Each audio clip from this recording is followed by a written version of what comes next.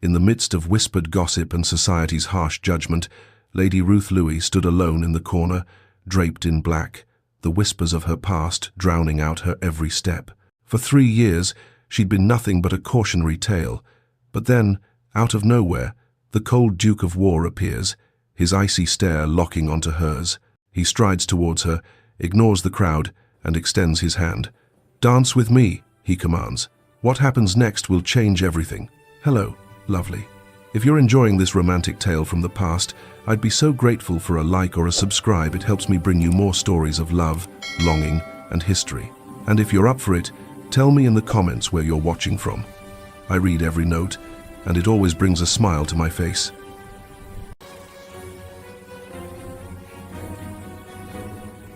Chapter 1. The Corner and the Command. Lady Ruth Louis had perfected the art of invisibility. She stood in her designated corner of the Pemberton ballroom, a shadow draped in black silk, while the rest of society swirled around her in pastels and jewel tones. At 28, she should have been in the prime of her life, married, perhaps with children, managing her own household.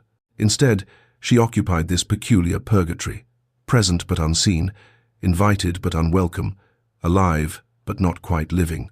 The black mourning dress had become her uniform. 3 years she'd worn it, as her father had ordered. Not for a death in the family, but for something he considered far worse, the death of her reputation. The severe cut of the gown did nothing to flatter her figure, and the unrelenting color drained what little warmth remained in her pale complexion. Her auburn hair, which had once been her vanity, was pulled back so tightly it seemed an act of penance, every strand scraped away from her face and pinned with brutal efficiency at the nape of her neck. She might have been lovely once. The delicate bone structure was still there, the wide eyes that had once sparkled with hope. But 3 years of shame had carved shadows beneath those eyes, had taught her mouth to forget how to smile, except in the brittle, meaningless way required for basic courtesy. "Poor Lady Ruth Louis," came a voice from nearby, pitched just loud enough to ensure she would hear. Still wearing black after 3 years. One would think the mourning period for her dignity would have ended by now. Ruth didn't turn. She'd learned not to. 3 young debutantes in pastel gowns, a confection of pink, a vision in lavender, a dream in pale yellow clustered near the refreshment table, their fans fluttering like butterfly wings as they whispered. They were perhaps 19 or 20, in the full bloom of their first or second seasons, their faces alight with the certainty that the world would give them everything they desired. Ruth had been like them once, a lifetime ago. "Mama says she's fortunate to even receive invitations," the girl in pink continued, loud enough that several nearby matrons turned to look. "If I were ruined like that, I'd have retired to the country permanently. At least she'd have the decency not to remind everyone of her disgrace." The girl in yellow leaned closer to her companions, her voice dropping to a stage whisper that somehow carried even better than her normal tone. "I heard she did something unspeakable with a stable hand." Viscount Hartley had no choice but to abandon her at the altar. Can you imagine? The wedding breakfast already prepared, the church full of guests, and he simply didn't arrive. Ruth kept her face perfectly expressionless, her breathing steady and controlled. This was her talent now, the ability to stand amid verbal arrows and show no sign they'd landed. Her hands, encased in black gloves, remained folded calmly before her. Not a tremor, not a flinch. This was her routine.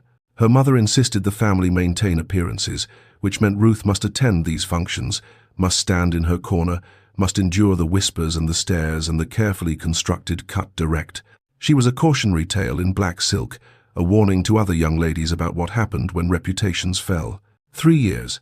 3 years of corners and whispers, 3 years of black dresses and severe hairstyles, 3 years of being present at the edges of ballrooms while life happened to everyone else. She no longer expected rescue. Those fantasies had died in the first 6 months, when it became clear that no one would defend her, that the truth mattered less than the story society had decided to believe.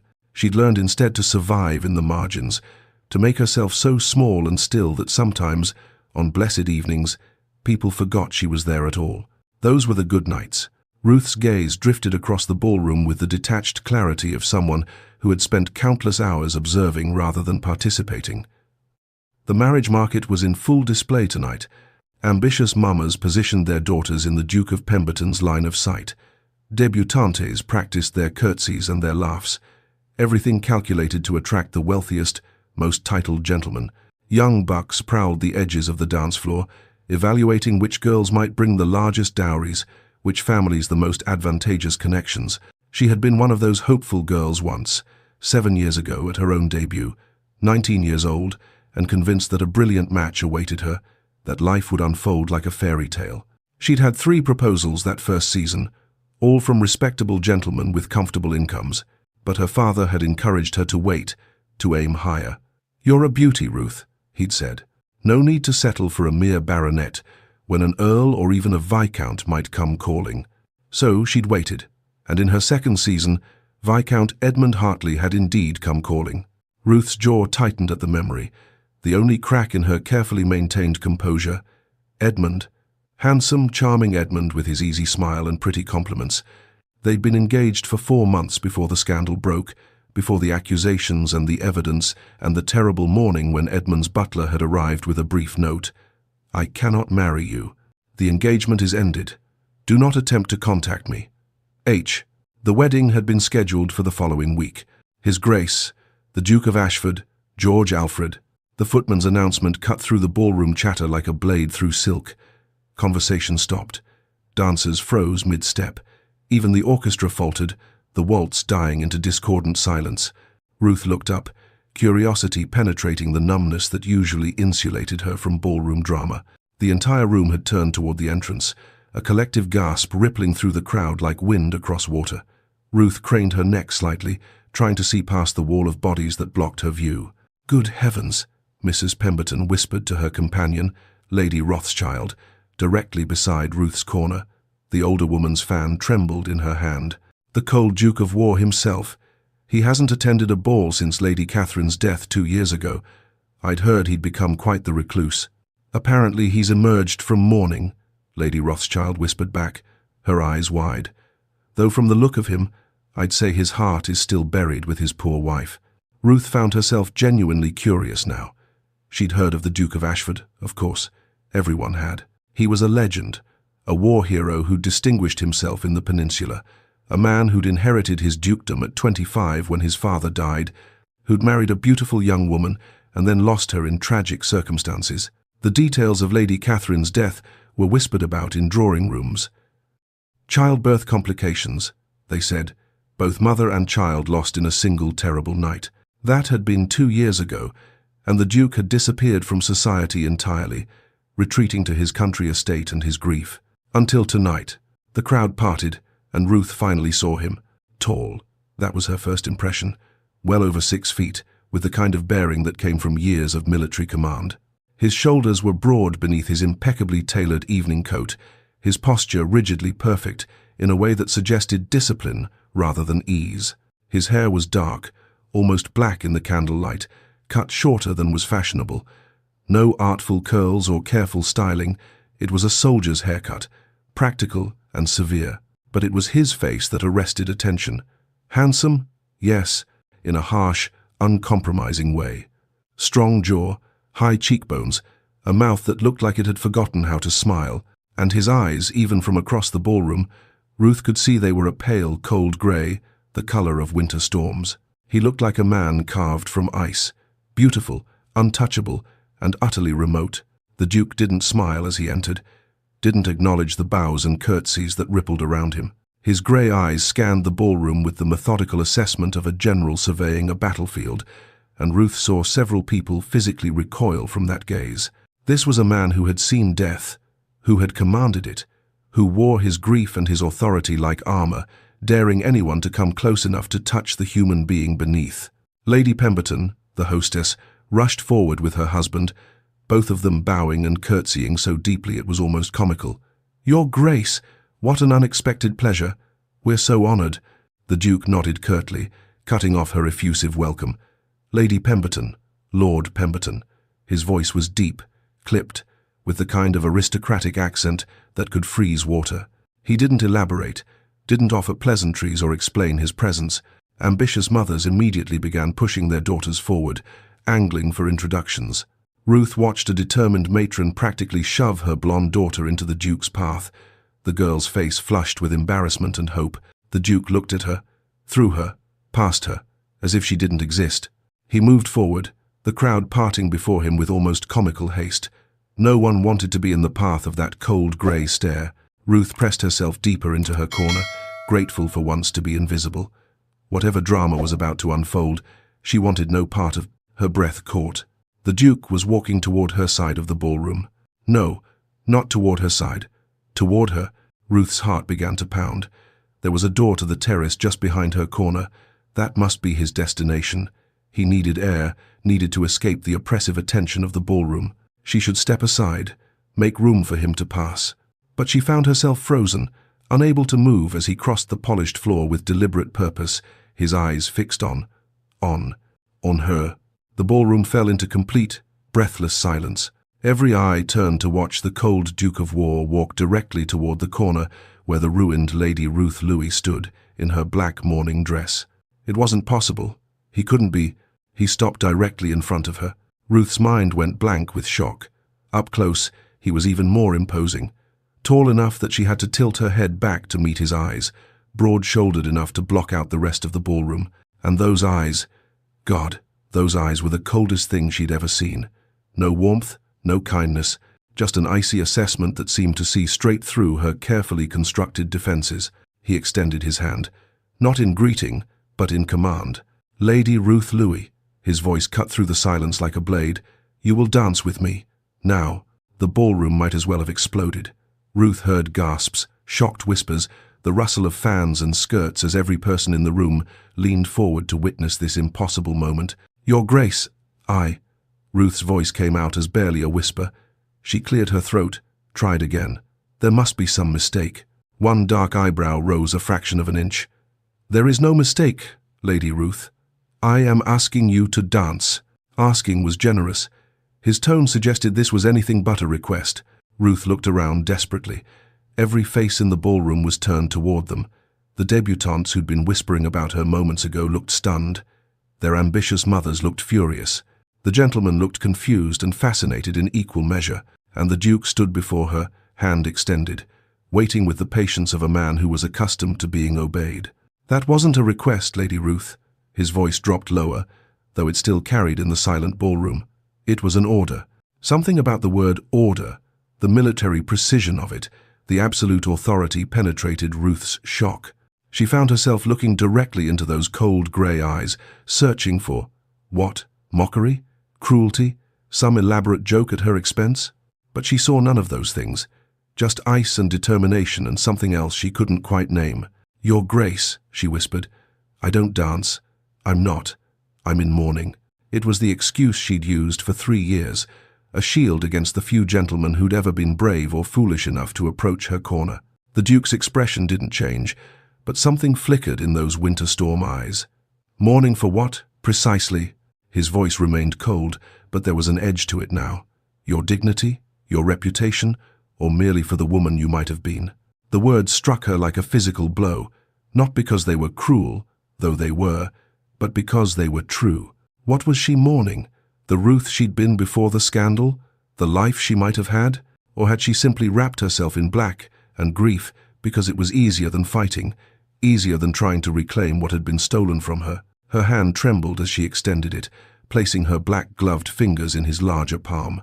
His hand closed around hers with firm, unshakable certainty. The ballroom seemed to hold its collective breath as the Duke of Ashford led the ruined Lady Ruth Louis onto the dance floor. Ruth's legs felt weak, unstable. She hadn't danced in 3 years. Not since the scandal, not since she'd been relegated to corners and invisibility. Her body remembered the steps. Years of dancing lessons were impossible to forget, but her heart pounded so violently she was certain everyone could hear it. The Duke positioned her with military precision, one hand at her waist, the other holding her hand at the proper height. Even through the layers of fabric, through her gloves and his, she could feel the heat of his palm, the strength in his fingers. He looked down at her, his expression unreadable. Then he nodded once to the orchestra conductor. The musicians, who had been frozen in shock, scrambled to attention. The opening strains of a waltz filled the ballroom, and the Duke began to lead. He danced the way he did everything else, Ruth suspected, with absolute control and perfect precision. Every step was exact, every turn calculated.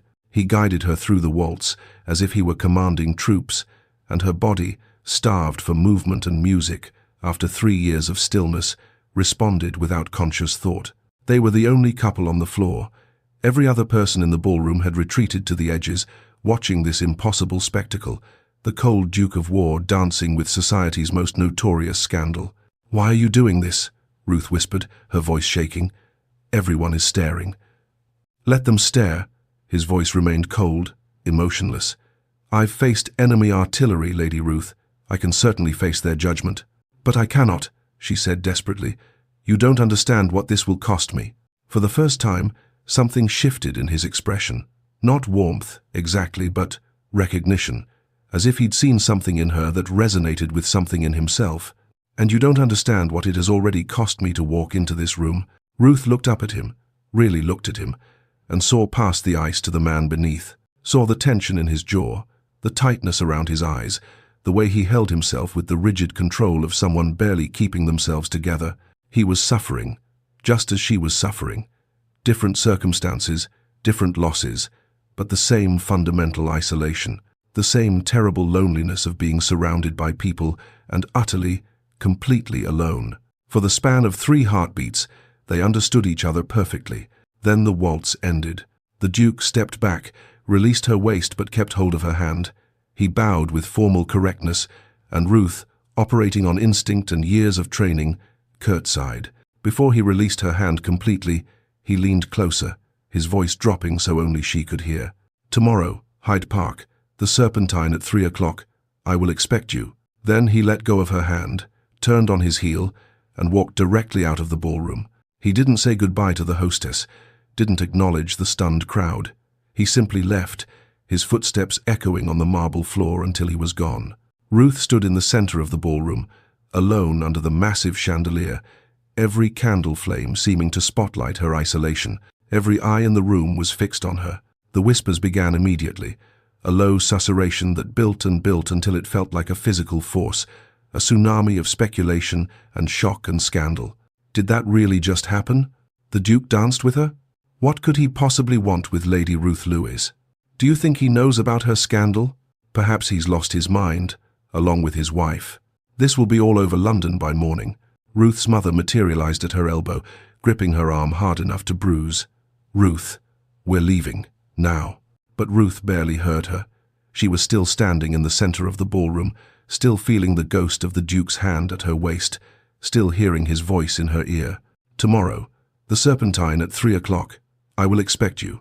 Her carefully maintained invisibility had been shattered in the span of a single waltz, and Ruth didn't know whether to feel terrified or alive for the first time in 3 years. Perhaps, she thought as her mother dragged her toward the exit, past the staring faces and the whispered speculation, perhaps it was possible to feel both. Chapter 2. The Aftermath and the Past. The carriage lurched forward, and Ruth braced herself against the velvet seat, though the motion was nothing compared to the turbulence in her chest. Her mother sat across from her, rigid as carved marble, her face pinched with an emotion Ruth couldn't quite name. Fury, certainly, but also anxiety, calculation, and something that might have been desperate hope. Beside their mother, Beatrice, dear, practical Beatrice, watched Ruth with undisguised curiosity. At 24, her younger sister had already been married for 2 years to Baron Ashworth, a respectable man with a comfortable estate in Derbyshire. Beatrice had done everything correctly. A modest debut, a sensible courtship, a proper wedding. She was living proof that the Louis family could produce acceptable daughters. Ruth was the aberration. "What did you do?" Lady Constance's voice cut through the silence like a whip crack. "What did you say to him? How did you possibly attract the Duke's attention?" Ruth's exhaustion ran bone deep. The shock of the evening, the Duke's sudden appearance, the command to dance, the weight of every eye in the ballroom had left her feeling scraped hollow. "I did nothing, Mama. I was standing in my corner as always. He approached me." "That's impossible." Her mother's gloved hands twisted in her lap. "Dukes don't approach ruined women in corners unless they've been given some encouragement, some signal." "I gave no signal." Ruth's voice came out flat, drained of inflection. "I spoke to no one. I did nothing but stand where I've stood at every ball for 3 years. He walked across the ballroom and commanded me to dance. That's all." Beatrice leaned forward, her curiosity overcoming her usual discretion. "But why would the cold Duke single you out, Ruth? Everyone says he's been in mourning for Lady Catherine. He hasn't attended a social function in 2 years. Why break his seclusion for? She trailed off, perhaps realizing how her sentence would end. For you, for a scandal-tainted spinster in a black dress.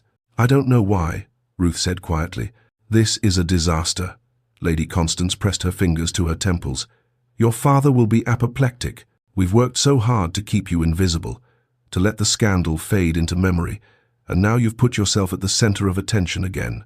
By tomorrow morning, every drawing room in London will be discussing this. The whispers will start all over again." Ruth looked out the carriage window at the dark London streets sliding past. "The whispers never stopped, Mama. They only quieted to a level you found tolerable." "Don't be impertinent," her mother's voice sharpened.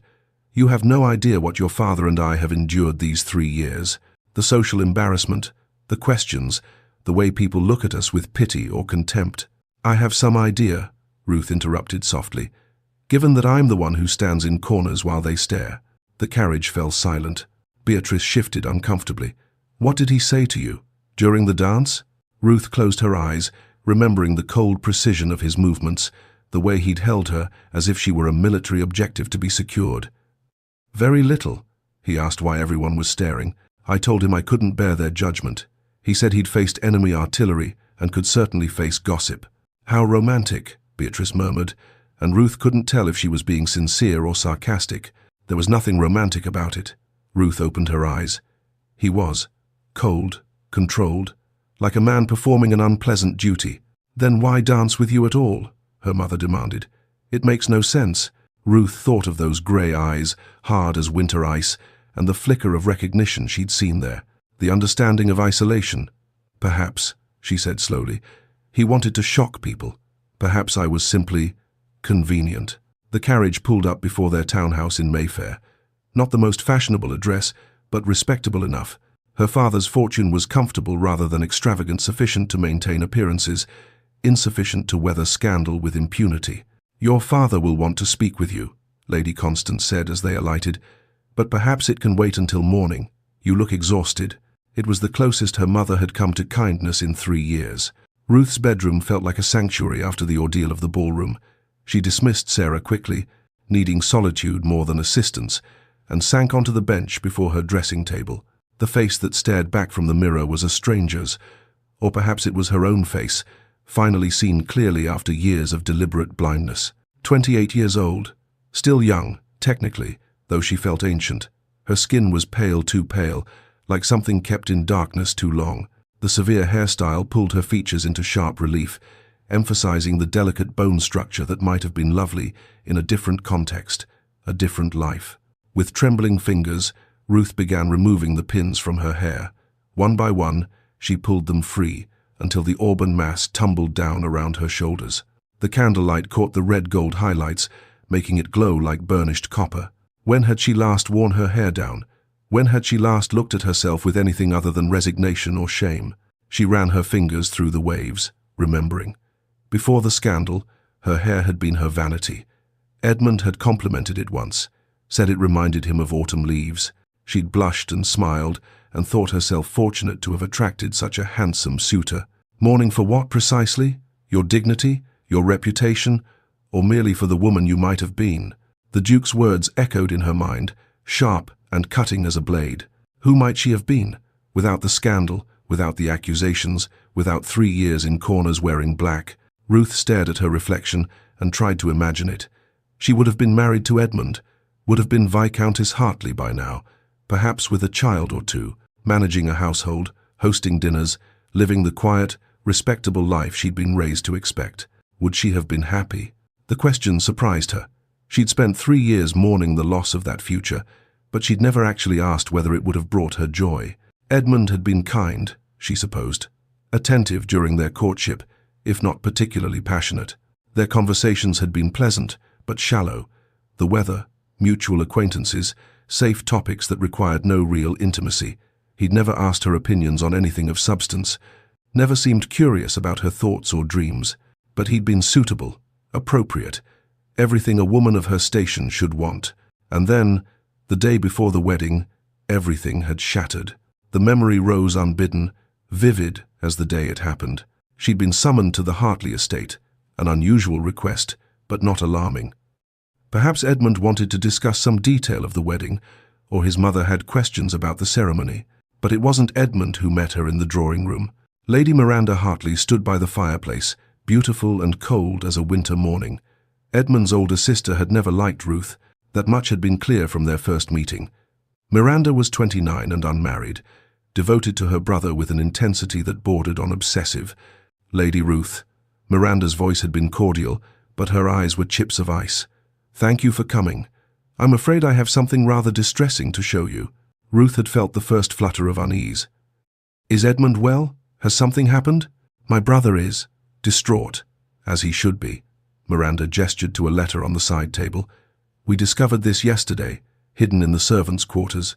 Ruth picked up the letter with trembling hands. It was written in a feminine hand, a hand that looked remarkably like her own. The content made her blood run cold. A love letter, explicit, passionate, describing intimate encounters, addressed to Thomas, the Hartley family's head stable master, and signed with her name. "This is not mine," Ruth had whispered. "I didn't write this. I've never—" "There's more." Miranda's voice was relentless. "Two servants have come forward. They claim to have seen you in compromising positions with Thomas. One saw you in the stables late at night. Another witnessed an embrace behind the garden folly." "That's a lie." Ruth's voice rose, desperation clawing at her throat. "I've never been alone with any servant. I would never—" The door opened. Edmund stood in the threshold, his face a mask of pain and fury. "How could you, Ruth?" His voice broke. "I trusted you. I was going to make you my wife, and you, with a servant, with our own stable master. Edmund, please, this is all lies. Someone has fabricated this. 2 witnesses, Ruth, 2 members of our staff, both willing to testify, and that letter is in your hand." "It's not my hand. Someone forged it." But even as she said it, Ruth knew how it sounded. Desperate, guilty. The writing was extraordinarily similar to her own. Whoever had forged it was skilled. Edmund's face hardened. "The wedding is cancelled. I'll send notice to the church and the guests. You should return home and prepare your family for the disgrace." "Edmund, please, you must believe me." "I don't believe you." His words fell like stones. "I can't marry a woman of such low character. The engagement is ended." Ruth had looked past him to where Miranda stood, and for just a moment she'd seen it. The ghost of a smile on Miranda's perfect face. Satisfaction, cold and complete. Miranda had done this. Somehow, for reasons Ruth couldn't fathom, Miranda had orchestrated her destruction, but she had no proof. No way to fight back against forged letters and paid servants willing to lie. So she'd left the Hartley estate in disgrace, and by the next morning, all of London knew. The wedding breakfast had been cancelled, the guests sent home, and Ruth Lewis became society's newest cautionary tale. A knock at her bedroom door jolted Ruth from the memory. She hastily wiped at her eyes. When had she started crying? Enter. Sarah, her lady's maid, slipped inside. "Begging your pardon, my lady, but your father wishes to see you in his study." "Immediately." Of course he did. Ruth stood, catching sight of her reflection once more. Hair down, eyes red, still wearing the black gown that had become her prison uniform.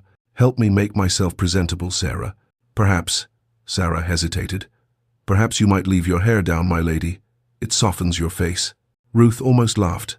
Her father wouldn't care about softness. He cared about utility, reputation, and advantage. "Pin it up," she said firmly. The severe style. Lord William Lewis' study was exactly what one would expect. Dark wood paneling, leather-bound books he'd never read, a massive desk positioned to intimidate. Her father sat behind it like a judge behind a bench, his expression unreadable.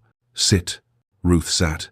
He studied her for a long moment, his fingers steepled beneath his chin. "The Duke of Ashford danced with you last night." "Yes, father. The entire town is gossiping. I've already received 3 callers this morning, all fishing for information about what this means." "I'm sure they were. What are his intentions?" Ruth met her father's gaze steadily. "I don't know, father. He commanded me to meet him today at Hyde Park, the Serpentine, at 3 o'clock. Something flickered in her father's expression. "Hope, perhaps, or calculation. "Then you will go, and you will be agreeable." Agreeable. If, by some miracle, the Duke has taken an interest in you, it could redeem this family's name. Your scandal has cost us dearly, Ruth. Doors that were open are now closed. Invitations we once received no longer arrive. If the Duke of Ashford, a war hero, a man of impeccable reputation, chooses to associate with you, it would restore some of what we've lost. Ruth felt something cold settle in her chest. I thought you wanted me to remain invisible. Her father's jaw tightened. I wanted you to not bring further shame upon us. But if the cold Duke himself has noticed you, we'd be fools not to seize the opportunity. He paused, his next words carefully chosen. Perhaps he requires a wife who is already broken, someone who won't expect affection or happiness, who will be grateful for whatever scraps of respectability he offers. The words should have hurt. Perhaps they did, somewhere beneath the numbness. I see, Ruth said quietly. You'll go to Hyde Park. You'll be demure, modest, agreeable. If he makes an offer, you'll accept it. Do you understand? Yes, father. Good. Now go. I'm sure you need to prepare. Dismissed like a servant, Ruth stood, curtsied, and left. Sarah was waiting in Ruth's bedroom, already laying out clothing options. All black, of course. Ruth owned nothing else. Perhaps this one, my lady. Sarah held up a black day dress with slightly softer lines than Ruth's usual severe choices. It's still proper mourning, but not quite so harsh. Ruth touched the fabric. It's all I have, isn't it? Black, black, and more black. We could add a bit of trim, perhaps. Some grey ribbon at the collar? No, Ruth made the decision suddenly. I'll wear this one. But Sarah, I want you to do my hair differently. Not the severe pins. Something softer, not elaborate, she added quickly, but not quite so punishing. Sarah's face lit with understanding. Yes, my lady, I'll make you beautiful. Let's settle for presentable. But when Sarah finished, Ruth had to admit she looked different. Her hair was still pinned up, but swept back more gently, with a few soft tendrils framing her face. The effect was subtle but transformative, still appropriate for mourning, but somehow less like penance. Perhaps this is your second chance, my lady, Sarah said softly. Ruth met her maid's eyes in the mirror. Sarah was one of the few servants who'd remained kind after the scandal, who'd never looked at Ruth with judgment or contempt. Or perhaps, Ruth replied, it's simply a different kind of ruin. Hyde Park at 3 o'clock was a parade of society's finest. Ladies in colourful walking dresses strolled with parasols. Gentlemen on horseback tipped their hats. Children played under the watchful eyes of nurses. Everyone who was anyone came to the park at this hour to see and be seen. Ruth felt every eye turn toward her as she walked. Whispers followed in her wake like a dark tide. That's her, the one the Duke danced with. I heard he commanded her. Didn't even ask. What could he possibly want with her? Ruth kept her chin up, her pace steady. She'd weathered worse than whispers. The Serpentine glittered in the afternoon sun, its surface disturbed by ducks and swans. And there, standing at the water's edge, with his hands clasped behind his back, was the Duke of Ashford. He stood utterly still, staring at the water with the focus of a man seeing something other than what was before him. His clothing was impeccable but understated. Dark coat, buff trousers, polished boots. No ostentation, no peacock display of wealth. Everything about him spoke of control, discipline, and barely contained intensity. Ruth recognized that stillness. She'd practiced it herself for 3 years, the art of holding yourself together through sheer force of will. She approached quietly, her heart pounding so hard she felt dizzy. Your Grace, I've come as you commanded. He turned, and those grey eyes swept over her with the same assessing look he'd given her in the ballroom. But this time, in the daylight, she could see more. Fine lines at the corners of his eyes, a hardness to his jaw that spoke of clenched teeth and suppressed emotion. This was a man at war with himself. I don't recall commanding you, he said, his voice as cold as she remembered. I recall expecting you. There's a difference. Ruth felt a flicker of irritation penetrate her anxiety. To most people, Your Grace, your expectations sound remarkably like commands. Was that amusement that flickered across his face? It was gone too quickly to be certain. Walk with me. There it was, again phrased as an invitation, but delivered as an order. Ruth fell into step beside him, maintaining the proper distance for a respectable conversation. People stared.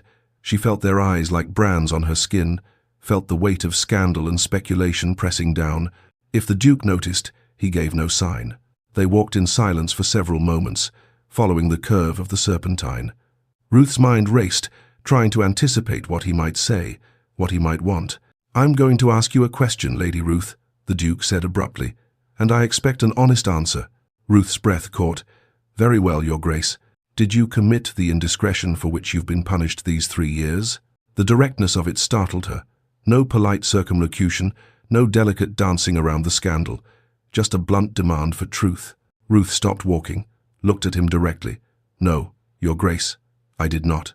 He studied her face with those winter-grey eyes, and she had the unsettling sensation of being thoroughly evaluated. "Then why have you accepted the punishment?" "Because proving innocence requires evidence I don't possess, and accusation requires only rumor." Ruth heard the bitterness in her own voice. "In society's mathematics, Your Grace, I was always going to lose that equation." Something shifted in his expression. He stopped walking too, turned to face her fully. "You're more intelligent than you pretend to be. Intelligent women in black dresses learn to hide it, Your Grace. Society prefers us decorative and docile." This time she was certain. That was amusement in his eyes, brief but genuine. "I have a proposition for you, Lady Ruth." Her heart sank. Of course, this was about proposition in the uglier sense. A duke wanting a discreet mistress, a woman already ruined who, "I require a wife." Ruth's thoughts scattered. "I beg your pardon. My father's will stipulates I must marry and produce an heir within 5 years of his death, or the estate passes to my brother." His voice remained flat, emotionless, as if discussing a business transaction. "That deadline approaches. I need to marry. I see. I don't want a society wife," he continued as if she hadn't spoken. "I don't want girlish giggles or expectations of romance. I don't want a woman who looks at me with hope and dreams of love. I want someone who understands that marriage can be a contract between two people who have already survived their worst moments."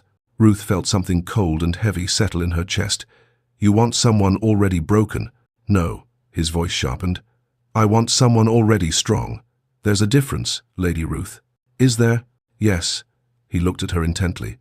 "Broken things shatter further under pressure. Strong things that have been tested and survived, they endure." Ruth didn't know what to say. This was insane. A duke proposing a practical marriage to a ruined woman he'd met exactly once? "Why me, Your Grace? You could choose any woman in London. Any family would be honored to align themselves with you. Because when I walked into that ballroom last night, every woman looked at me with hope, calculation, or greed." His jaw tightened. "You were the only one who looked at me with understanding." "Understanding of what?" Ruth whispered. "What it's like to be alone in a crowded room." The words hung between them, weighted with shared pain. "I'm not offering you love, Lady Ruth." His voice gentled slightly, though it remained cool. "I'm offering you liberation from that corner, a position, a title, respect. In return, you'll provide me with an heir and ask no questions about my grief." Ruth's mind spun. Marriage, to the cold Duke of War. Escape from her father's house, from corners and black dresses and whispers. But also, what? A different kind of isolation? "And if I refuse? Then you'll return to your corner, and I'll find someone else." He paused. "But you won't refuse?" The certainty in his voice sparked something in Ruth defiance, perhaps, or simply exhaustion, with being told what she would do. "You seem very certain of that, Your Grace." "I am." He met her eyes. "Because I saw something in your eyes last night when we danced. You're tired of merely surviving. You want to live again." He was right. God help her. He was right. "You have 3 days to consider," the Duke said. "I'll call on your father then for your answer." He bowed, formal and correct, and walked away. Ruth stood by the Serpentine, watching him go, her mind a chaos of thoughts and possibilities. She had been told to wear black and sit in corners forever, but the cold Duke of War had just offered her an escape, even if it meant trading one form of isolation for another. Chapter 3. Ghosts and Schemes. The Louis family dining room had never felt smaller. Ruth sat at the table, her untouched soup growing cold, while her parents and sister stared at her with expressions ranging from shock to calculation to concern. "Well?" Her father's voice cut through the oppressive silence. "What did the Duke want?" Ruth set down her spoon with deliberate care. "He proposed marriage, father." The words fell like stones into still water. For a heartbeat, no one moved. Then chaos erupted. Marriage? Her mother's voice rose to a pitch that made the crystal glasses ring. To you? But why would he? The terms. Lord William cut her off with the sharp authority of a man who valued practicality over sentiment. What are the terms? Ruth kept her voice steady, clinical. A practical arrangement. He requires a wife to fulfill the conditions of his father's will, an heir within a specific time frame, or the estate passes to his brother. In return, I would receive the protection of his name, his title, his position in society. But Ruth, Beatrice leaned forward, her pretty face creased with worry. He's the cold duke. Everyone says he's never recovered from Lady Catherine's death. A man like that, he'll make you miserable. Ruth met her sister's eyes, saw genuine concern there, and felt something crack in her chest. I'm already miserable, Beatrice. At least as a duchess, I'll be miserable with dignity. The truth of the words hung in the air. Lord William sat back, his fingers drumming on the mahogany table. Ruth recognized that look, the calculating expression of a merchant evaluating profitable merchandise. You'll accept him, of course. This is beyond what we could have hoped for. A duke, the Duke of Ashford, no less. He's given me 3 days to consider, Ruth said quietly. Her father's hand slammed down on the table, making the silverware jump. There's nothing to consider. You'll marry him and restore this family's reputation. Do you have any idea what your scandal has cost us? The doors that have closed? The connections we've lost? William, please. Lady Constance wrung her hands, her face pale. What if he discovers something wrong with her? What if the scandal resurfaces? What if someone tells him the details, and he changes his mind? The man served in the Peninsular War, Lord William said dismissively. I doubt he's easily shocked.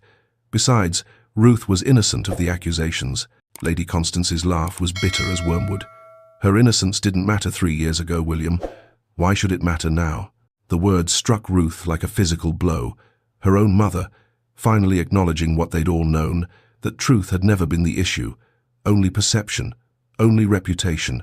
It matters, Ruth said softly, because the Duke asked me directly if I was guilty, and I told him no. He believed me. Her father waved this away as irrelevant. You have 2 more days to prepare yourself. I expect you to accept his proposal with appropriate gratitude and humility. This conversation is concluded. Dismissed. As always, Ruth's bedroom offered no sanctuary that night. She sat at her writing desk, a blank sheet of paper before her, her hand trembling around the pen. Your Grace, she began, then stopped.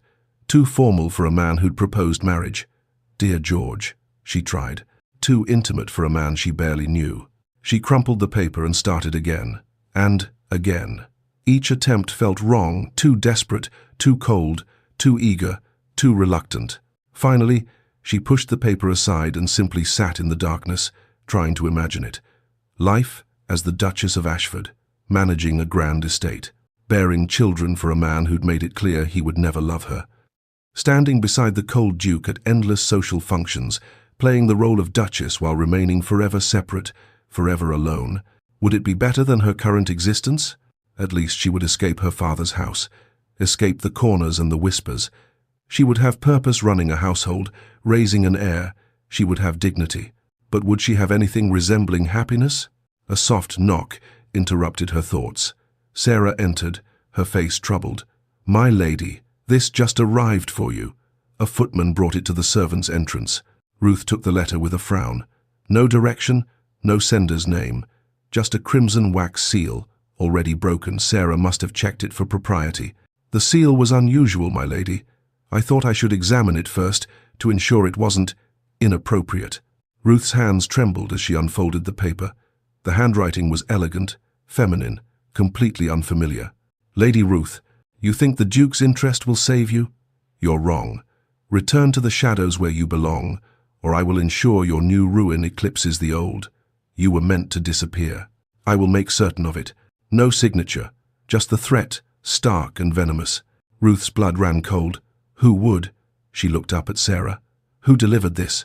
I don't know, my lady, the footman said. A street urchin brought it to the kitchen door, paid by an unknown lady.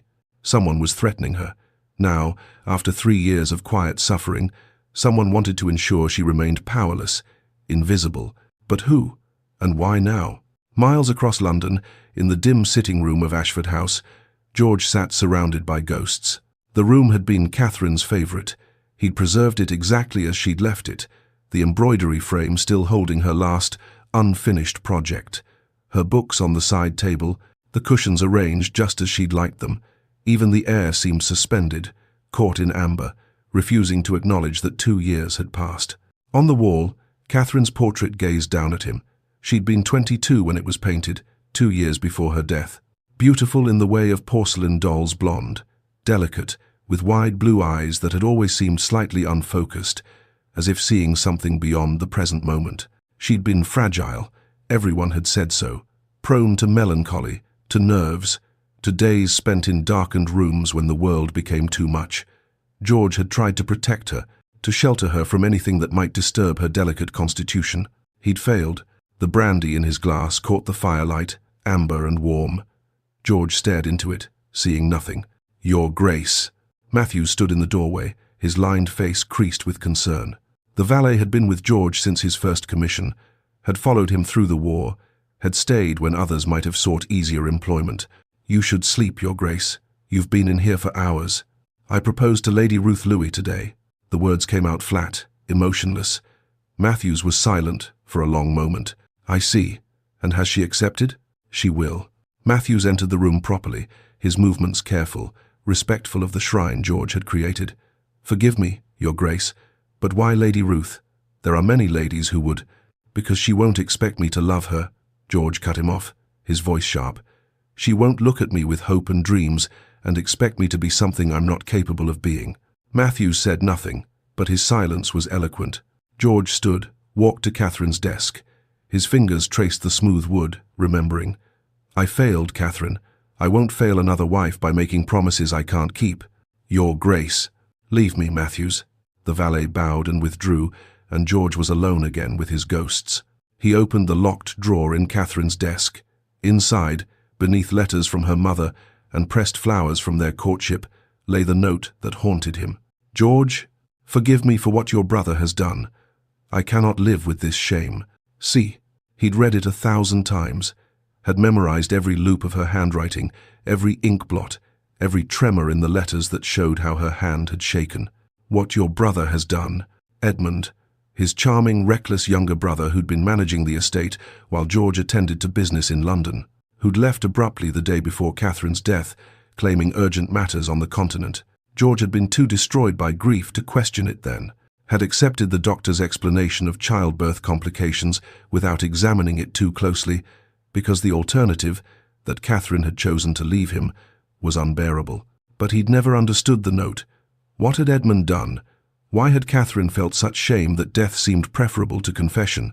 And now, sitting in her preserved room, thinking about Ruth's situation, a woman falsely accused, destroyed by others' actions, something shifted in George's mind. Pieces he'd been too broken to assemble began to form a pattern. Whatever Edmund had done, it had been terrible enough to drive Catherine to suicide, and George had been too consumed by grief and guilt to demand answers. The truth had been waiting for 2 years. Perhaps it was time to find it. Morning brought another letter. Ruth stared at the crimson seal, her stomach churning with dread. Sarah hovered anxiously as Ruth broke the wax and unfolded the paper. "Did you think I wouldn't notice the Duke at your door? Every happiness you grasp will turn to ash. You should have stayed broken, Ruth. Now I'll have to break you again, and him along with you." The familiar signature was absent, but the malice was unmistakable. This wasn't idle threat. Someone actively wanted to destroy any connection between Ruth and George. "Sarah," Ruth said slowly, "you mentioned the crimson seal was unusual. Have you seen it before?" The maid's brow furrowed. I think so, my lady, but I can't quite place where. It's distinctive, though. Most ladies use traditional colors. Crimson is rather bold." Ruth's mind raced. Who would care enough to threaten her? Who would see the Duke's interest as a problem? The answer came with sudden, cold clarity. The same person who'd destroyed her 3 years ago. "Sarah, I need you to arrange something, discreetly. I need to call on Lady Beatrice Thornton this afternoon." Beatrice Thornton's drawing room was decorated in shades of rose and cream, everything soft and pretty and utterly proper. Beatrice herself looked uncomfortable as Ruth was shown in, her hands twisting in her lap. "Ruth, it's been so long." 3 years. 3 years since her closest friend had withdrawn, protecting her own reputation by cutting ties with scandal. Ruth couldn't entirely blame her, but forgiveness and understanding were different things. "I need your help," Ruth said without preamble. "Someone is sending me threatening letters, and I need to know who still wishes me harm." Beatrice paled. "Threatening letters? Ruth, I know who orchestrated the original scandal, Beatrice. Or at least, I suspect, Lady Miranda Hartley. But I need confirmation." A long silence. Then Beatrice sighed, her shoulders slumping. "Yes, it was Miranda. Everyone knew it, Ruth, but no one would say anything because speaking up meant standing against a powerful family." "Why?" Ruth's voice broke despite her best efforts. "I barely knew her. Why would she destroy me? Because she was obsessed with the Duke of Ashford even then." Beatrice spoke quickly now, as if confession were a poison she needed to expel. "Your engagement to her brother Edmund was seen as an alliance that might bring her closer to the Duke's circles. When Catherine died and it became clear that Edmund's connection to you wouldn't serve Miranda's purposes anymore, she destroyed you." Ruth felt ice form in her veins. "She's been plotting to become the Duke's second wife. She's been positioning herself for 2 years, Ruth. And now that you've caught his attention," Beatrice met her eyes. "Ruth, if you're considering the Duke's proposal, you should know Miranda Hartley doesn't lose gracefully. She'll destroy you again if she can." At Ashford House, an unexpected carriage arrived. George was in his study when Matthews announced, "Your Grace, your brother Edmund has returned from the continent." Edmund swept in before George could respond, all easy charm and careless grace. At 28, he was handsome in a way George had never been, golden-haired, blue-eyed, with the kind of smile that made people forget to ask difficult questions. "Brother," Edmund's voice was warm, but George heard the strain beneath it. "I heard you were back in society, proposing to ladies, dancing at balls. Quite the transformation." George didn't stand. "Edmund, I didn't expect you." "Can't a brother visit?" Edmund poured himself brandy without invitation, a presumption that set George's teeth on edge. "I've missed England, and I heard some interesting gossip about your upcoming marriage, Lady Ruth Louis, the woman in black. Quite the charitable choice. My choice is none of your concern." Edmund settled into a chair, crossing his legs with studied casualness. "Of course not, though I wonder what your poor Catherine would think." The temperature in the room seemed to drop 10 degrees. "Don't speak her name. Sensitive subject? Even after 2 years?" Edmund's smile didn't reach his eyes. "You really should move on, brother. In fact, I'm glad you're finally taking my advice." "When did you give me advice?" "Before I left for the continent. I told you Catherine's death wasn't your fault. You were so consumed with guilt." George studied his brother with new eyes, seeing what he'd been too broken to notice before. The nervous energy, the too bright smile, the way Edmund wouldn't quite meet his gaze. "You left very suddenly, the day before Catherine died." Edmund's hand jerked, brandy sloshing in his glass. "Did I? I don't recall. It was 2 years ago, George. I received a letter from Catherine. Before she died, she mentioned you." The color drained from Edmund's face. "What did it say?" George let the silence stretch, watching his brother's composure crack. "That's between me and my late wife's memory." Edmund recovered quickly, but not quickly enough. "Well, I'm sure it was nothing important. Catherine was fragile at the end. Her mind wasn't always clear." After Edmund left, George sat alone in the growing darkness. His brother was hiding something. Ruth was being threatened. 2 mysteries that might be connected by threads he was only beginning to see. For 2 years, he'd remained frozen in grief, locked in Catherine's preserved room, unable to move forward or back. But some battles couldn't be avoided. Only one. George made a decision. He wouldn't wait 3 days for Ruth's answer. He would go to her tomorrow and offer her not just a practical marriage, but an alliance. Together, they would uncover the truth about both their pasts. The cold Duke of War had spent 2 years in strategic retreat, but retreat was over. It was time to fight. Chapter 4. The Alliance. Ruth was reviewing household accounts in the morning room, a task her mother insisted she perform to maintain useful skills. When the butler appeared in the doorway, his face pale with anxiety. "My lady, Lady Constance, His Grace, the Duke of Ashford, has arrived." Her mother's teacup clattered against its saucer. "The Duke? Here? But it's only been 1 day." Lady Constance pressed a hand to her chest, her breathing rapid. "Ruth, Your hair, your dress, you're not prepared for callers." Ruth stood slowly, her heart pounding. George had said 3 days. Why was he here now? The Duke entered without waiting for invitation, filling the doorway with his commanding presence. He was dressed impeccably in dark mourning clothes, his expression stern and unreadable. Lady Constance shot to her feet, curtsying so deeply she nearly toppled. "Your Grace! What an unexpected! That is to say, we're honored. Ruth, stand properly." George's cold grey eyes swept the room, then fixed on Lady Constance. "Lady Louis, I require a private conversation with your daughter." It wasn't a request. The military authority in his voice made it clear that compliance was expected, not negotiated. "Your Grace, propriety demands that I remain present as chaperone. I am announcing our engagement today." George's voice could have frozen summer itself. "I believe that grants me certain privileges regarding private conversation with my future wife. Unless you wish to contest my judgment." Lady Constance's mouth opened and closed soundlessly. Then, with a final desperate glance at Ruth, she fled.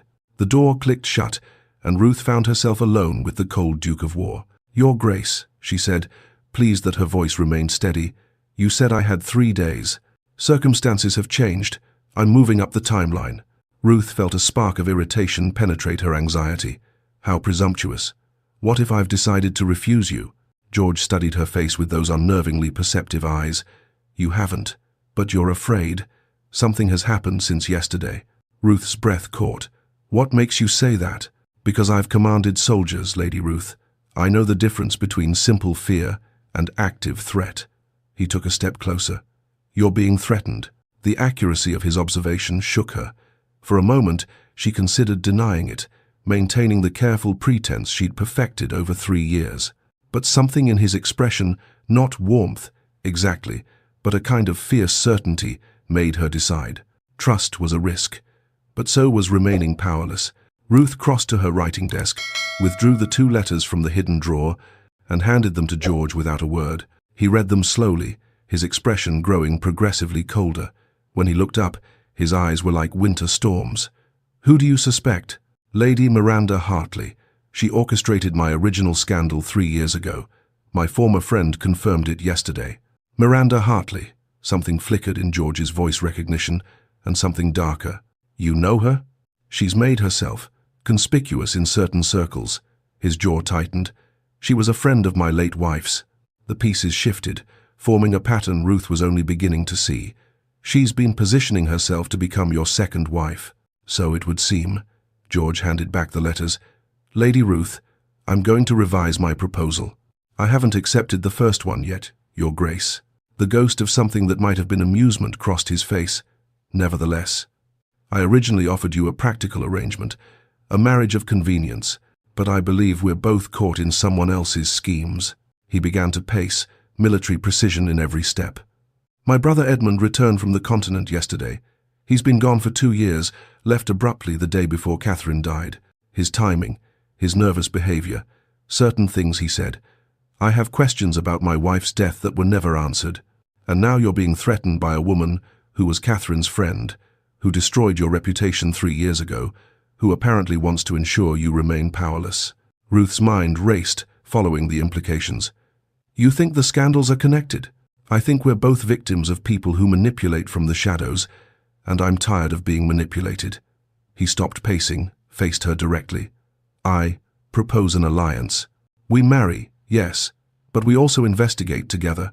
You help me discover the truth about my wife's death, and I help you expose whoever destroyed your reputation. You're proposing we become partners in uncovering secrets that powerful people want buried." "I am." Ruth considered this new offer.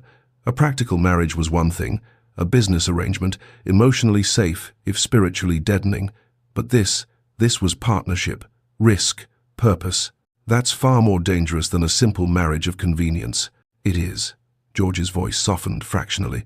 "Which is why I'll understand if you refuse. But I think you're stronger than you've been allowed to be, Lady Ruth. And I think you're tired of being a victim." Ruth met his eyes and saw her own exhaustion reflected there. "I am tired of it, Your Grace. Exhausted, in fact." "Then fight back. With me." The words hung between them, weighted with possibility. Ruth thought of 3 years in corners. 3 years of black dresses and whispered accusations. 3 years of powerlessness. I accept your proposal, Your Grace. Both the marriage and the alliance. George's expression didn't change, but something shifted in the atmosphere, a settling, as if pieces had clicked into place. You're certain? This path will not be easy. Ruth felt a smile tug at her lips, the first genuine one in years. Neither has sitting in corners wearing black, at least this way. I'll be doing something. Something softened in George's severe features. Then, we should make it official. Give me your hand. Ruth extended her hand, and George produced a small velvet box from his coat. Inside lay a ring, a sapphire surrounded by diamonds, the blue as deep as midnight. Not Catherine's ring. Ruth recognized the significance immediately. This was new, chosen for her. George slid it onto her finger with practiced precision. I'll speak to your father today. We'll marry in 2 weeks. 2 weeks? Ruth stared at the ring, watching it catch the morning light. That's extraordinarily fast. Speed is a tactical advantage. Our enemies won't have time to properly organize against us.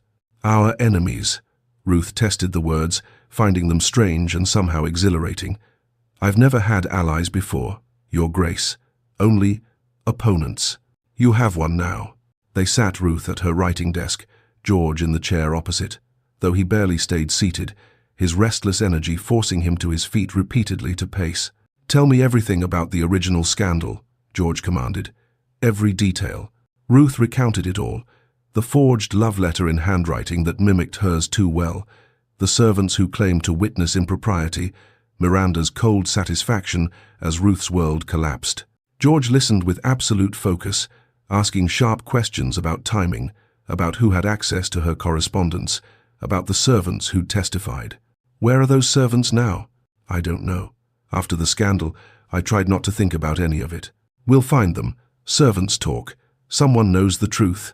George's eyes were cold, calculating. And your wife's death? What are you looking for? George was silent for a long moment, his jaw tight. The doctor said childbirth complications, but there was no child prepared for, no signs of labor, and Catherine left a note mentioning my brother. Forgive me for what your brother has done. I need to understand what Edmund did. Ruth heard the pain beneath the clinical words. Your Grace. George, if this is too painful, pain is irrelevant. His voice was sharp. Truth matters.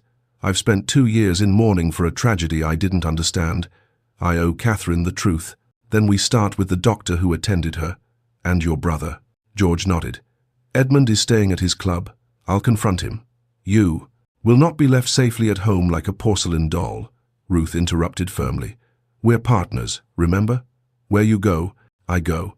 George looked at her with what might have been approval. You have more steel in you than anyone suspects. 3 years in corners will do that to a woman. Lord William Louis practically vibrated with barely contained glee as George made the formal request for Ruth's hand. Your Grace, this is an unexpected honor. An alliance with the Duke of Ashford. I'm marrying your daughter in 2 weeks.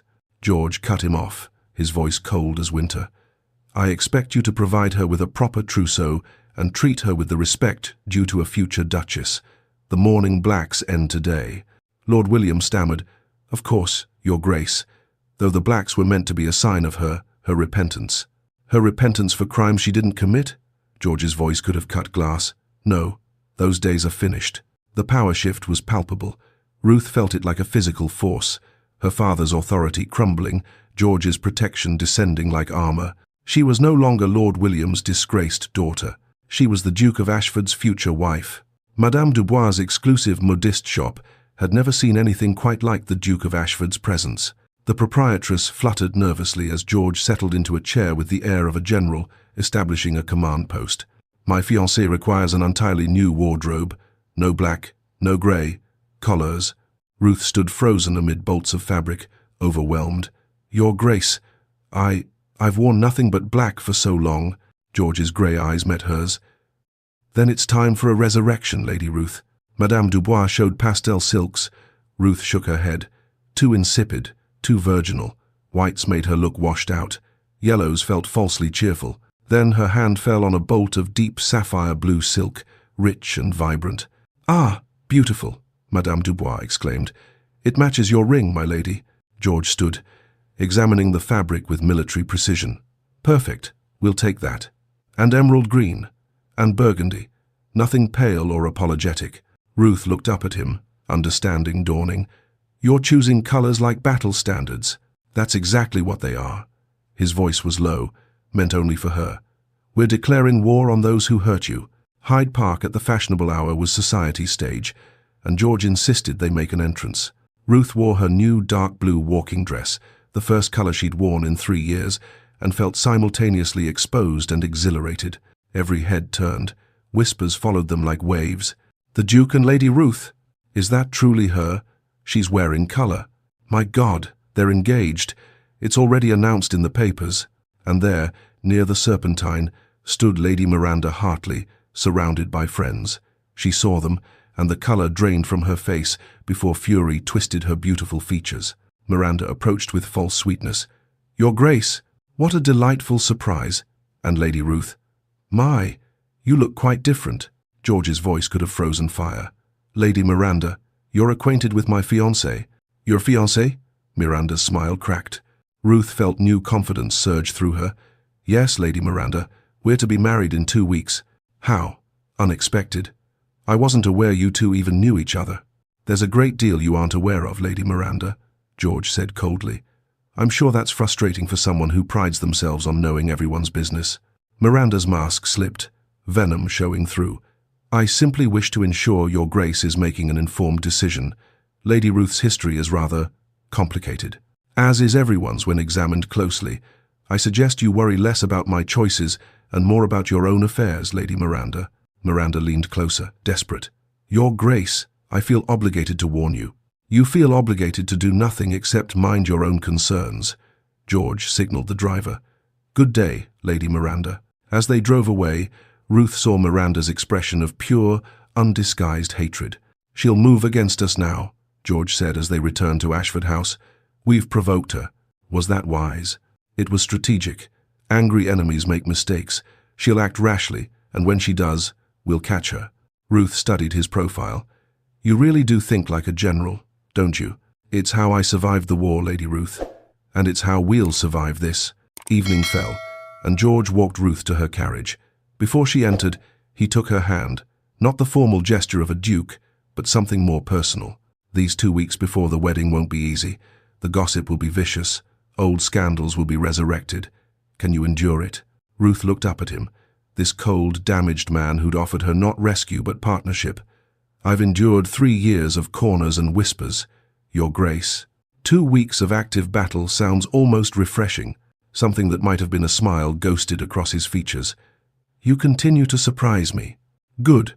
A partnership requires equal participants. I won't be a silent, obedient duchess. I don't want a silent, obedient duchess. George's voice was firm. I want an ally who can think and fight.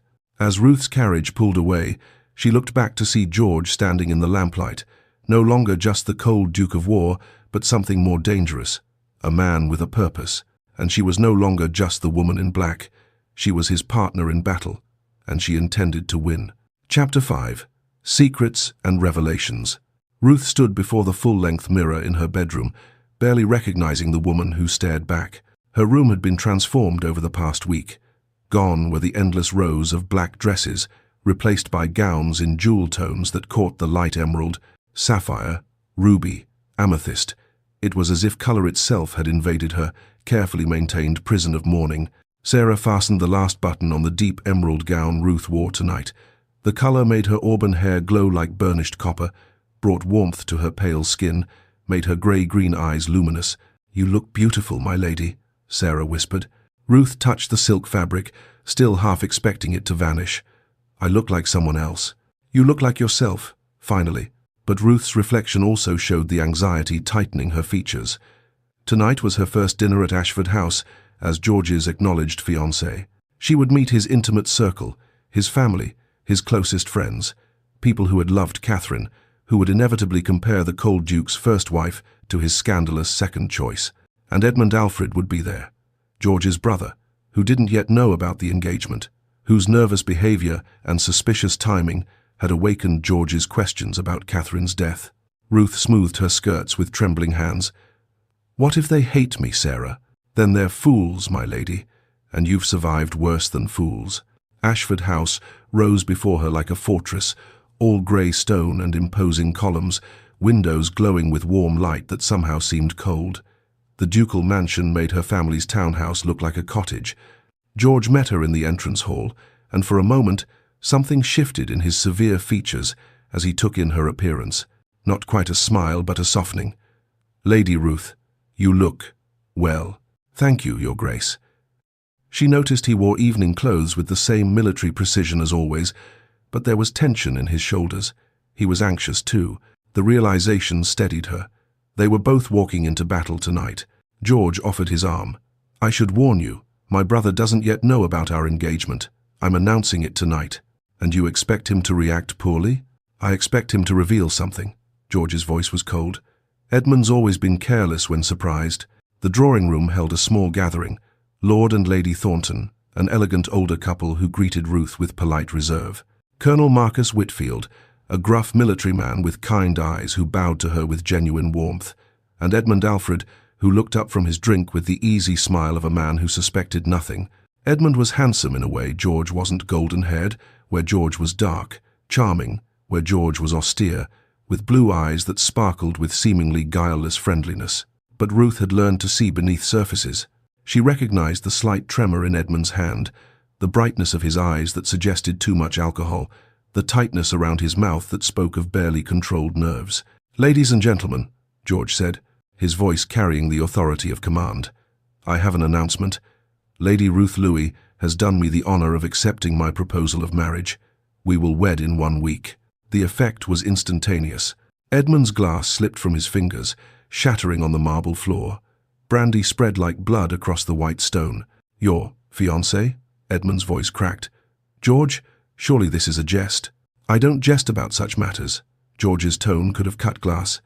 "Lady Ruth and I are to be married in 1 week." Edmund stared at Ruth as if seeing her for the first time, and she saw something flicker in his eyes. Recognition, no fear. Raw, unmistakable fear. "But you barely know the woman, and her reputation is of no concern to anyone but me." George's voice dropped to a dangerous quiet. "You will treat my future wife with respect, Edmund, or you will leave, immediately." The room held its breath. Edmund recovered his composure with visible effort, bending to pick up the shattered glass. "Of course. Forgive me, brother." The announcement was unexpected. "Lady Ruth, I apologize for my reaction. I wish you both every happiness." But his smile didn't reach his eyes, and Ruth noticed how he avoided looking directly at her for the rest of the evening. Dinner was an exercise in careful navigation. Colonel Whitfield proved unexpectedly kind, treating Ruth with the same gruff courtesy he'd likely shown female camp followers during the war. Practical respect, without judgment. "His Grace speaks highly of your intelligence, Lady Ruth," Whitfield said over the fish course. "Says you've a tactical mind." Ruth glanced at George in surprise. He'd been discussing her with his war comrades? "I simply understand the value of planning ahead, Colonel. Rare quality in society, ladies. Most just want to plan parties and balls." Whitfield's tone suggested this was meant as a compliment. Lady Thornton was cooler, her conversation polite but probing. "You've been in mourning for some time, Lady Ruth. A family death?" "No, Lady Thornton. Simply mourning other losses." Lord Thornton harumphed into his wine. "Sensible girl. Knows when to show proper contrition." Ruth bit back a sharp response. George's hand found hers briefly under the table. A warning or reassurance, she wasn't sure which. But it was Edmund who captured her attention. He sat across from her, drinking steadily, his eyes darting between her and George with increasing agitation. He barely touched his food. By the time the ladies withdrew, he was clearly drunk. In the music room, Lady Thornton wasted no time once they were alone. "I'll be frank, Lady Ruth. His Grace has been different since Lady Catherine's death. We all despaired he'd ever recover." She studied Ruth with sharp eyes. "Are you prepared for what marrying him entails?" Ruth met her gazes steadily. "What does it entail, Lady Thornton? A man who loved his first wife so completely that he became ice when she died. Can you live with being second to a ghost?" The question should have hurt. Perhaps it would have, if Ruth hadn't already faced this truth herself. "I can live with honesty, Lady Thornton. The Duke has made me no promises of love, but he's offered me respect and partnership. That's more than most marriages provide." Lady Thornton's expression shifted, not warmth, exactly, but something like grudging approval. You have steel in you. Good. You'll need it. In George's study, the civility shattered. Ruth heard the raised voices as she passed in the corridor, Edmund's slurred accusations, George's cold fury. She paused, uncertain whether to interrupt. What are you playing at, George? Edmund's voice carried through the door. Marrying that woman. She's ruined. Everyone knows what she did. Interesting that you care so much about my choice of wife, brother. I'm trying to protect you from making a terrible mistake. Colonel Whitfield's voice, calmer. Perhaps I should leave you to family matters. No. George's command was absolute. Stay, Marcus. I want a witness. Silence. Then Ruth heard Edmund's sharp intake of breath. She pushed the door open. 3 men turned to stare. Edmund, white-faced and swaying, Colonel Whitfield, alert and wary, and George, holding what looked like a letter, his expression carved from winter itself. Edmund, George said with terrible calm, I'm going to ask you a question, and I want the truth. What happened between you and Catherine before she died? Nothing. I don't know what you mean. George held up the letter. Forgive me for what your brother has done. Catherine's words. What did you do, Edmund? Edmund's face crumpled. She was fragile, George. Unstable. You know that. What did you do? Colonel Whitfield stepped forward, shock clear on his weathered features. Wait, suicide? I thought Lady Catherine died in childbirth. So did everyone, George said without looking away from Edmund. The doctor lied to protect the family name. Now I want to know why. Edmund broke like a dam giving way. It was an accident, a misunderstanding. I cared for Catherine, perhaps too much, but I never meant. Never meant what? She misinterpreted my affections. She became hysterical. I tried to calm her, but she ran from me. The next day, she was dead. George's control was terrifying in its completeness. You're lying. Part of this story is a lie. I swear, George, I never wanted her to die. What exactly did you do to her, Edmund? Colonel Whitfield's voice was hard as granite. Before Edmund could answer, a servant burst in. Your Grace, Lady Ruth has received a disturbing letter. She asked me to bring it to you immediately. George tore it open, his face darkening as he read. Ruth glimpsed crimson wax Miranda's seal. What is it? She asked, stepping fully into the room. George's jaw worked. Someone is threatening to expose Catherine's suicide and Edmund's involvement unless I call off our wedding. Ruth's blood ran cold. Miranda, it has to be. Edmund looked up sharply. Miranda Hartley, what does she have to do with any of this? The pieces shifted, forming a pattern. She was friends with Lady Catherine, wasn't she? Ruth asked. They were acquainted. Miranda visited frequently while I was in London. Edmund suddenly stood, swaying. She was here, the day before Catherine died. I remember because Catherine and I had our conversation, and afterward, I saw Miranda leaving Catherine's chambers. George went very still. Miranda was with Catherine before she died? Ruth understood immediately. Miranda collects secrets. It's how she destroyed me. She must have known about whatever happened between Edmund and Catherine. Colonel Whitfield cleared his throat.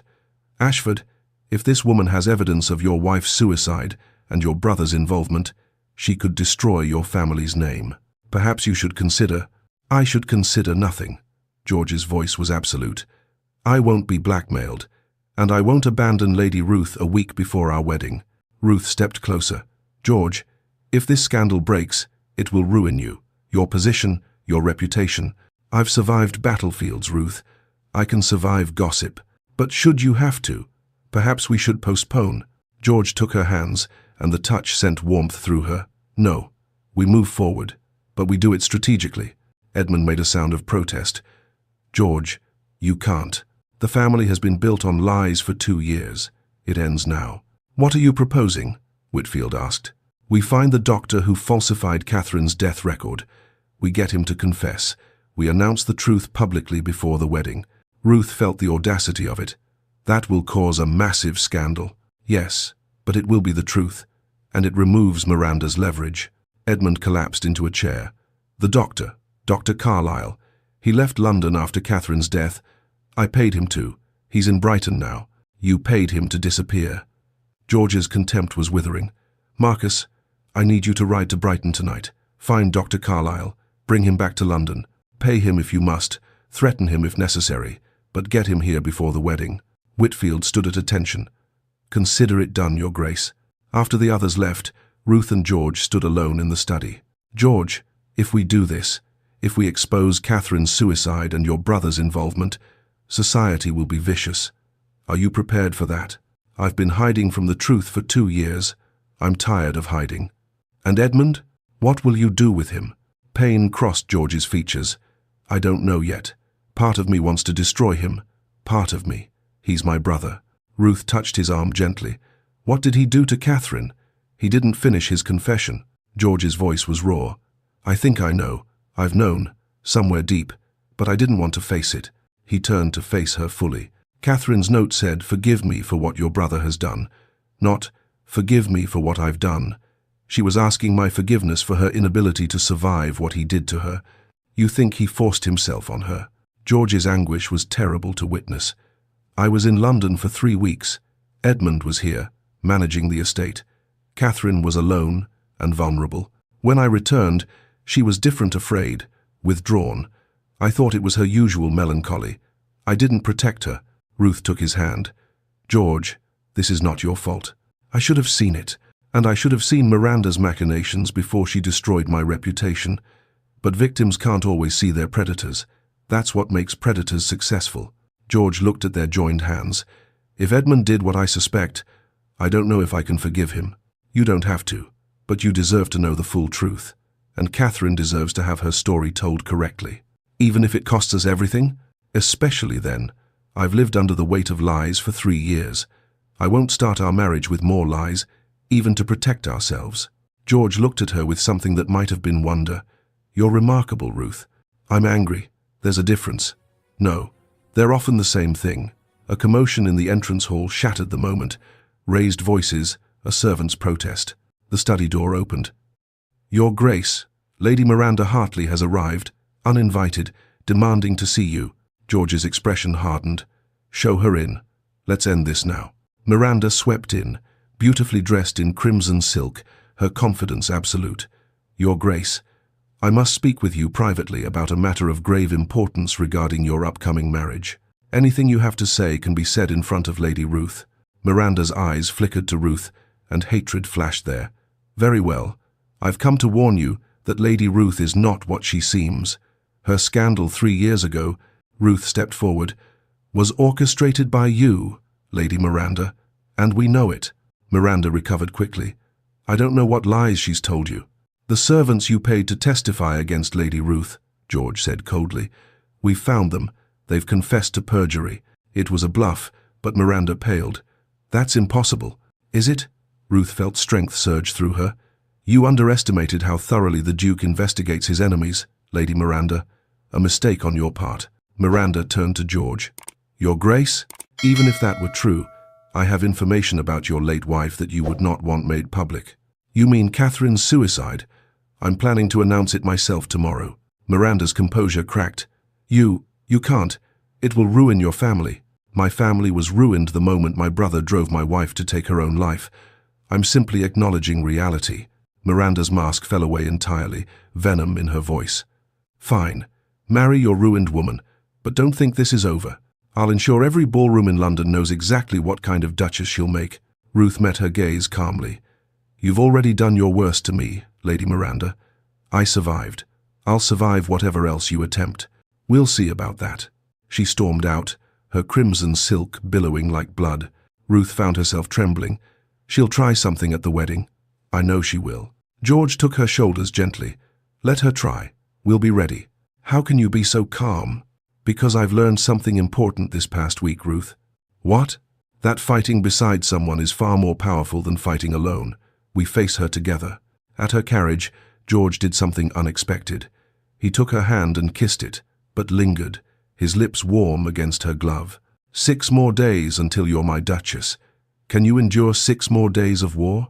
Ruth looked up at this complex, damaged man who'd offered her not rescue but partnership. I can endure anything, Your Grace. The question is, can you endure a duchess who insists on fighting her own battles? George smiled, a rare, genuine expression that transformed his severe features. I'm counting on it, Lady Ruth. As Ruth's carriage disappeared into the London night, George stood alone in the lamplight, feeling something he hadn't felt since before Catherine's death hope. And in her carriage, Ruth touched the place where his lips had pressed against her hand, wondering if a marriage that began as alliance might somehow become something more.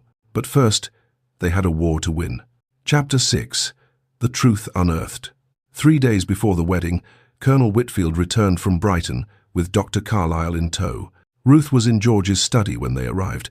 She'd taken to spending her afternoons there, helping him sort through Catherine's correspondence for any clues about Miranda's involvement. It felt strange, intimate even, to handle the dead woman's letters, to see her delicate handwriting, to glimpse the fragile mind behind the words. George had been right. Catherine had been unwell. Her letters spoke of dark moods, of days spent unable to leave her bed, of a persistent melancholy that no amount of sunlight or society could cure. But there was also sweetness in them, love for George, expressed in tentative phrases, hope for their future, plans for children, for a garden she wanted to create, for a life that had been stolen from her. Ruth was reading one such letter when Matthews announced, "Your Grace, Colonel Whitfield has returned." With a guest, George stood immediately, his military bearings snapping into place. "Show them in." Dr. Carlyle was older than Ruth expected, perhaps 60, with grey hair and a worn face that spoke of too many sleepless nights. He entered the study like a man walking to the gallows, his eyes downcast, his shoulders hunched. Colonel Whitfield looked grim. "Found him exactly where your brother said. Ashford. Didn't take much convincing once I mentioned Lady Catherine's name. I think he's been waiting 2 years for someone to ask questions." The doctor's hands trembled as he took the seat George indicated. Ruth remained in her chair by the window, quiet but present. George had insisted she be part of everything now. No more secrets, no more shadows. "Dr. Carlyle." George's voice was cold, controlled. "You know why you're here." "Yes, Your Grace." The doctor's voice cracked. "I've known this day would come. I've dreaded it, but perhaps I've also hoped for it. Tell me how my wife really died." Dr. Carlyle closed his eyes. "She took laudanum, Your Grace. A lethal dose. When I arrived, she was already gone. There was nothing I could do." Ruth watched George's jaw tighten, the only visible sign of his emotion. "Was there a child?" Ruth asked gently. The doctor opened his eyes, looking at her with surprise, then gratitude for the softer question. "She was with child. Yes, my lady. Perhaps 3 months along, but the laudanum killed them both. And my brother Edmund paid you to record it as childbirth complications." George's statement held no question. "He did, Your Grace. £500 and passage to Brighton. He said it was to protect the family name, that a suicide would bring scandal and ruin. That your grief would be easier to bear if you believed she'd died trying to bring your child into the world rather than—" He trailed off. "Rather than choosing to leave me." George's voice was flat. "I'm sorry, Your Grace. It was wrong of me. I knew it then, and I've known it every day since. But I was in debt, and the money. I took the coward's path." George paced to the window, staring out at the London street below. Ruth could see the rigid control in every line of his body, the war he waged against his own emotions. "Did Catherine tell you anything before she died?" Ruth asked. "Leave any message?" "There were 2 letters, my lady. One, His Grace received. But there was another, addressed to her mother, the Dowager Countess of Bramfield." George spun around. "What happened to that letter?" "Your brother took it, Your Grace. He said he would deliver it personally. I assumed he did." George and Ruth exchanged looks. Edmund had never delivered that letter. He'd hidden it, destroyed it perhaps, to protect himself. "What did the letter say?" George's voice was dangerously quiet. "Did you read it?" Dr. Carlyle's face flushed with shame. I confess I glanced at it, Your Grace. I know I shouldn't have, but I was trying to understand, to see if there was anything I could do." "What did it say?" George repeated. "Lady Catherine wrote about an assault." The doctor's voice dropped to barely a whisper. "She wrote that your brother Edmund had forced himself upon her while you were in London. She couldn't bear the shame of it, or the uncertainty about the child she carried. She didn't know if it was yours or his." The room fell into absolute silence. Ruth watched George turn back to the window, his hands clenched behind his back. She could see the tremor in them, the only outward sign of the fury and grief warring inside him. Colonel Whitfield broke the silence, his voice hard. "That bastard. I'll kill him myself." "No." George's word cracked like a whip. "He's mine. He turned back to face them, and Ruth felt her breath catch at the expression on his face. Not rage, that would have been easier to witness. This was something colder, more terrible. Absolute, implacable judgment. "Where is my brother now?" George asked Matthews, who'd remained silent in the corner. "Still at his club, Your Grace. He's been staying away from the house since the dinner party." "Good. That gives us time." George walked to his desk, began pulling out papers with military precision. "Dr. Carlyle, you will write a full confession of what you've just told us. Every detail. Sign it, date it. Colonel Whitfield will serve as witness. Your Grace, if I do this, I could lose my license. Face criminal charges. You should have thought of that before you took my brother's money." George's voice was ice. "But if you testify truthfully, I'll ensure you face no legal consequences. You'll simply retire from practice quietly. Refuse, and I'll see you prosecuted to the fullest extent of the law." Dr. Carlyle sagged with relief. "Thank you, Your Grace. I'll tell the truth, all of it." As the doctor began to write, George turned to Ruth. "Are you certain you want to be part of this? What comes next will be brutal." Ruth stood, crossed to him, placed her hand on his arm. "I've survived brutal before, and this time I'm not alone." Something shifted in George's expression, not quite a smile, but a softening. "No, you're not." The confession took an hour to write. Dr. Carlyle's hand shook so badly that the writing was almost illegible in places, but every word was there. The assault, the pregnancy, Catherine's despair, the suicide, Edmund's bribe, the falsified death certificate. George read it 3 times, his face growing progressively colder. "This is what we needed," he said finally. "The truth, documented and witnessed. Now we use it." "How?" Ruth asked. "We make Edmund confess publicly, at an event where he can't escape, where his words will be witnessed by people who matter." Colonel Whitfield frowned. "That's bold, Your Grace, and dangerous. So is marrying while this sword hangs over our heads." George looked at Ruth. "There's a ball tomorrow night. Lady Pemberton is hosting. Half of London's elite will be there." Ruth felt ice form in her veins. "You want to expose Edmund at a ball, the night before our wedding? I want to clear the air before we marry. No secrets, no leverage for Miranda or anyone else to use against us." George's grey eyes held hers. "But I won't do it without your agreement. This will affect you as much as me." Ruth thought of 3 years in corners, 3 years of whispers and shame for crimes she didn't commit. And here was George, offering to expose his own family's darkest secrets to give both of them freedom from manipulation. "How do we ensure Edmund confesses in front of witnesses?" George's smile was cold and strategic. "We use what Miranda taught you. We manipulate the scene. We make him believe confession is his only escape." The next day passed in tense preparation. George met with Lord Pemberton, requesting permission to make an announcement at the ball. Ruth endured fittings for her wedding dress, trying not to think about what might happen before she ever wore it. Sarah noticed her distraction. "My lady, you seem troubled. Are you having doubts about the Duke?" "No." Ruth was surprised by how certain she sounded. "No doubts about him, only about tomorrow night." "What happens tomorrow night?" Ruth met her maid's eyes in the mirror. "Either freedom or ruin.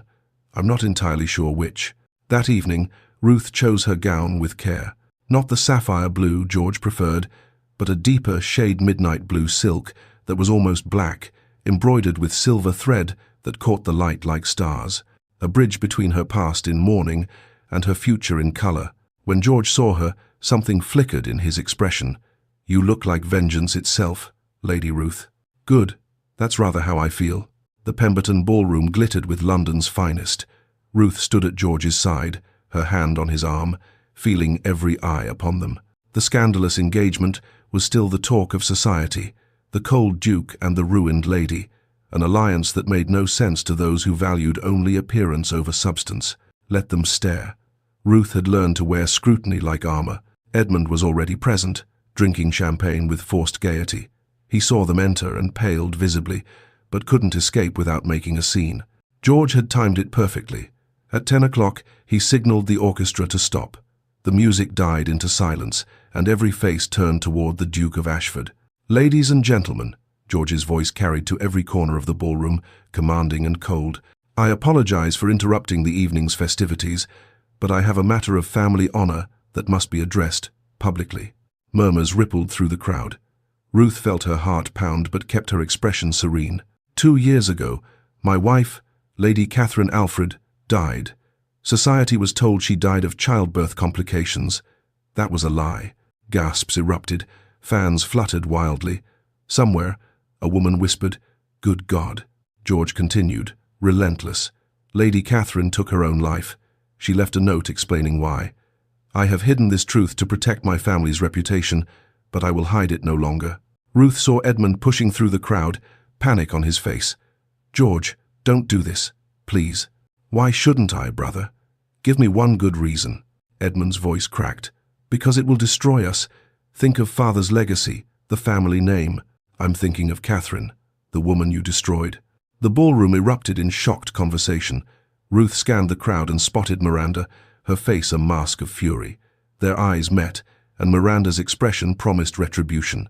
But George wasn't finished. "My wife killed herself because she was assaulted," he said, his voice cutting through the noise. "While I was in London conducting estate business, someone violated her in her own home. The shame and trauma drove her to take laudanum. She was 3 months pregnant when she died, uncertain if the child was mine or her rapist's." The ballroom fell into horrified silence. Dr. Carlyle, the physician who attended her, falsified the death certificate at the behest of the rapist. "Dr. Carlyle, would you confirm this?" The doctor stepped forward from where he'd been waiting at the edge of the crowd. "Yes, Your Grace. I was paid to record it as childbirth complications. I deeply regret my role in the deception." Edmund tried to reach the exit. Colonel Whitfield, positioned strategically, blocked his path. George's voice was implacable. "Going somewhere, Edmund? I won't stay here and listen to this. You'll stay and answer for what you did." George produced a letter, the one Catherine had written to her mother. "Catherine wrote a second letter before she died, naming you explicitly as her attacker. That letter was never delivered. You took it and hid it, but I found it among your belongings. It was a lie. They'd never found the original letter." But Edmund didn't know that. The color drained from Edmund's face. His legs seemed to give way. "George," Ruth stepped forward, her voice clear and strong. "Mr. Alfred, you have a choice. Confess truthfully here and now, or that letter will be read aloud to everyone present, including detailed descriptions of what you did." Edmund looked around wildly, seeing no escape, no sympathy, only horrified faces and condemning eyes. He broke. "It wasn't. I didn't mean." He collapsed to his knees, sobbing. "Catherine was so beautiful, and George was always gone, and I thought she wanted, but she didn't. She fought me, and I couldn't stop myself." Women in the crowd began to weep. Men looked murderous. Edmund continued, the words pouring out in a rush. "I'm sorry. I've been sorry every day since. When she died, I thought I'd go mad with guilt. I paid the doctor to hide it because I couldn't bear for anyone to know what I'd done." George stood over his brother, towering and terrible. "You're sorry. My wife is dead, and you're sorry." "George, please. I'm your brother." "You are no brother of mine." George's voice could have frozen fire. "As of this moment, you are disinherited. You will leave England tonight. If you ever return, I will see you prosecuted to the fullest extent of the law, and if you refuse to leave voluntarily, I will kill you myself."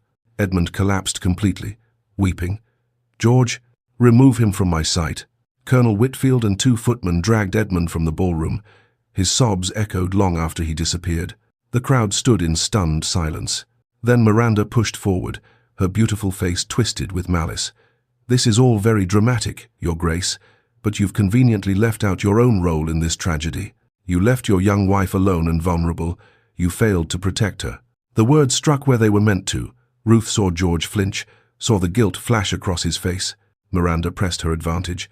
"And now you're marrying another damaged woman, Lady Ruth, the ruined girl in black. Are you collecting broken things, Your Grace, to assuage your guilt for the one you couldn't save?" The ballroom murmured. Miranda had struck a nerve with the crowd. There was truth enough in her words to wound. But before George could respond, Ruth stepped forward. "Lady Miranda, since you've chosen to make this personal, let's discuss broken things." Ruth's voice rang clear as a bell. 3 years ago, you orchestrated my ruin. You forged love letters, paid servants to lie, and destroyed my engagement to your brother because it didn't serve your purposes. Miranda's confident expression faltered. "That's a lie, is it?" Then why did you send me threatening letters with your distinctive crimson seal, warning me to stay away from the Duke? Why have you spent 3 years ensuring I remained socially dead? George produced the letters. We have the letters, Lady Miranda, and we have testimony from the servants you paid. Would you like me to read them aloud? Miranda's composure shattered. I was protecting His Grace from making a terrible mistake. Lady Ruth is beneath him. No, Ruth said quietly. You wanted him for yourself. You were obsessed with becoming his Duchess. When your friendship with Catherine didn't produce the result you wanted, you looked for other paths. My engagement to your brother threatened your social positioning, so you destroyed me. And when the Duke showed interest in me despite my ruined reputation, you tried to destroy that too. Miranda lost control completely. He should have been mine.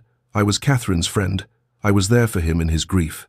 Not you, some pathetic woman in black who doesn't even have the dignity to disappear completely. The ballroom fell silent, appalled by the raw venom in her voice. Lady Pemberton, their hostess, stepped forward. Lady Miranda, I think you should leave. Miranda looked around wildly, seeing the condemnation on every face. She fled, her crimson gown billowing like blood behind her. The silence that followed was profound. Then Lord Harrington, an influential peer, approached George. Your Grace, that took extraordinary courage. It took too long, George said quietly. I should have faced the truth 2 years ago. Other guests began to approach, some offering condolences, others respect for his honesty. The mood in the ballroom shifted from scandal-hungry to something more complex. Sympathy for Catherine, horror at Edmund's crime, grudging respect for George's willingness to expose his family's darkest secrets rather than live under the threat of blackmail, and curiosity about Ruth, the woman who stood beside the cold Duke, no longer invisible, no longer silent. Lady Thornton approached, her expression softer than Ruth had ever seen it. Lady Ruth, I may have misjudged you. Both of you. The truth has a way of changing perspectives, Lady Thornton. After an hour of well-wishers and gossips, Lady Pemberton announced that the ball would continue. The orchestra began playing again, tentative at first, then with growing confidence. George turned to Ruth. Will you dance with me, Lady Ruth, properly this time without commands or orders? I will, Your Grace. This time, the waltz was different. Not a declaration of war, but something softer, more fragile. As they moved across the floor, Ruth felt the tension slowly draining from George's rigid shoulders. Miranda was right about one thing, he said quietly. I did fail Catherine. I wasn't there when she needed protection. You were conducting your ducal duties. You couldn't have known what Edmund would do. I should have known. I should have seen his nature, should have protected her better. Ruth looked up into his grey eyes. George, listen to me. Predators are skilled at hiding their nature. You cannot blame yourself for not seeing what he deliberately concealed. Edmund is responsible for Edmund's actions, not you. When I proposed to you, I said I wanted someone who understood isolation, George said, his voice raw. But the truth is, I wanted someone who wouldn't expect me to be whole. Because I'm not whole, Ruth. I'm damaged, broken. Neither am I, Ruth interrupted. We're both damaged, George, but perhaps together we can be something better than we are alone. George looked at her with unexpected tenderness. You're stronger than you know. So are you. You just faced your greatest shame publicly. That's not weakness, George. That's courage. I'm terrified of failing you as I failed Catherine. Ruth stopped dancing, placed her hand on his cheek. Then don't. Be present. Be honest. That's all I ask. The music swirled around them, but they stood still in the center of the ballroom, holding each other's gaze. Then George did something unexpected. He raised Ruth's hand to his lips and kissed it, not formally, but tenderly, lingeringly. 2 more days until you're my Duchess, he said softly. Are you still certain you want this broken man? I'm certain I want the man who had the courage to tell the truth, even when it cost him everything. That's not broken, George. That's honorable. Around them, the ballroom whispered and watched. But for the first time, the whispers didn't matter to either of them. As George led Ruth from the ballroom into the cool night air, both felt the weight of secrets finally lifted. The war wasn't entirely won. Miranda would recover and scheme again. Society would gossip for months, and the ghost of Catherine would take time to lay to rest. But they had faced the darkness together and emerged still standing. In 2 days, they would marry. And for the first time, both began to believe that marriage might be more than survival. It might be salvation. Chapter 7. The Wedding Day. Ruth woke to sunlight streaming through her bedroom window, the last time she would wake in this room, in this house, as Ruth Louis, instead of the Duchess of Ashford. The thought should have terrified her. Instead, she felt something she hadn't experienced in 3 years. Anticipation. Sarah was already bustling about, preparing the bath, laying out the wedding gown with reverent hands. "Good morning, my lady. Or should I practice saying Your Grace?" Ruth sat up, her heart fluttering. "Let's not get ahead of ourselves. I'm not a duchess until the vicar says so. He'll say so." Sarah's smile was knowing. "I saw the way His Grace looked at you at the ball, like you were the only person in the world." The bath was scented with roses, the water hot and soothing. Ruth let herself sink into it, trying to calm her racing thoughts. In a few hours, she would marry George Alfred, the cold Duke of War, a man she'd known for barely 2 weeks but who somehow understood her better than people she'd known her entire life. A man who'd stood before all of London and confessed his family's darkest secrets rather than let them be used as weapons against her. A man who'd said, in front of hundreds of witnesses, that he loved her. The door opened and Ruth's mother entered, her face uncharacteristically soft. Lady Constance had been crying, her eyes were red-rimmed, her handkerchief clutched in one hand. "Mama?" Lady Constance sat on the edge of the tub, a gesture so informal it shocked Ruth. Her mother had always been rigid about propriety, about maintaining proper distance. "Ruth, I owe you an apology," her voice cracked. "Your father and we were so concerned with appearances that we forgot to fight for your innocence." Ruth went very still. "Mama, you don't have to." "Yes, I do." Lady Constance's tears began to fall in earnest. "When the scandal happened, we should have stood by you, demanded proof, defended you. Instead, we buried you in black and told you to be grateful for invitations. We made you invisible because it was easier than fighting for the truth." Ruth felt her own tears rising. "I thought you believed I was guilty." "Never." Her mother took her hand. "I knew you, Ruth. I knew you would never do what they accused you of. But I was a coward. I was more afraid of society's judgment than I was loyal to my own daughter. I'm sorry. I'm so terribly sorry." Ruth pulled her mother into an embrace, both women crying now. 3 years of pain and loneliness seemed to crack open, releasing something that felt almost like forgiveness. "I love you, Mama," Ruth whispered. "I love you too, my darling girl. And I'm so proud of you, of your strength, your courage. You're going to be a magnificent duchess." St. George's, Hanover Square, was the most fashionable church in London, and today it was packed to capacity. Everyone who was anyone wanted to witness this wedding. The cold Duke of War marrying the ruined lady, just 2 days after exposing his own family's scandal at the Pemberton ball. Inside, George stood at the altar beside Colonel Whitfield, forcing himself to breathe steadily. He'd faced enemy fire without flinching, had commanded troops through impossible battles, had stared down death more times than he could count. But this terrified him in a way war never had. "Steady, Ashford." Whitfield's gruff voice held affection. "She'll be here. What if I fail her as I failed Catherine?" The words escaped before George could stop them. Whitfield turned to face him fully. "You won't, because you're aware of the possibility. That makes all the difference. Catherine's death wasn't your fault, but you've learned from it. You'll be present this time. Aware. That's what Ruth needs." The organ began to play.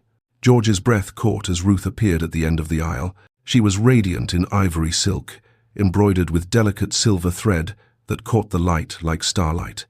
Her auburn hair was dressed elegantly, woven with small white roses.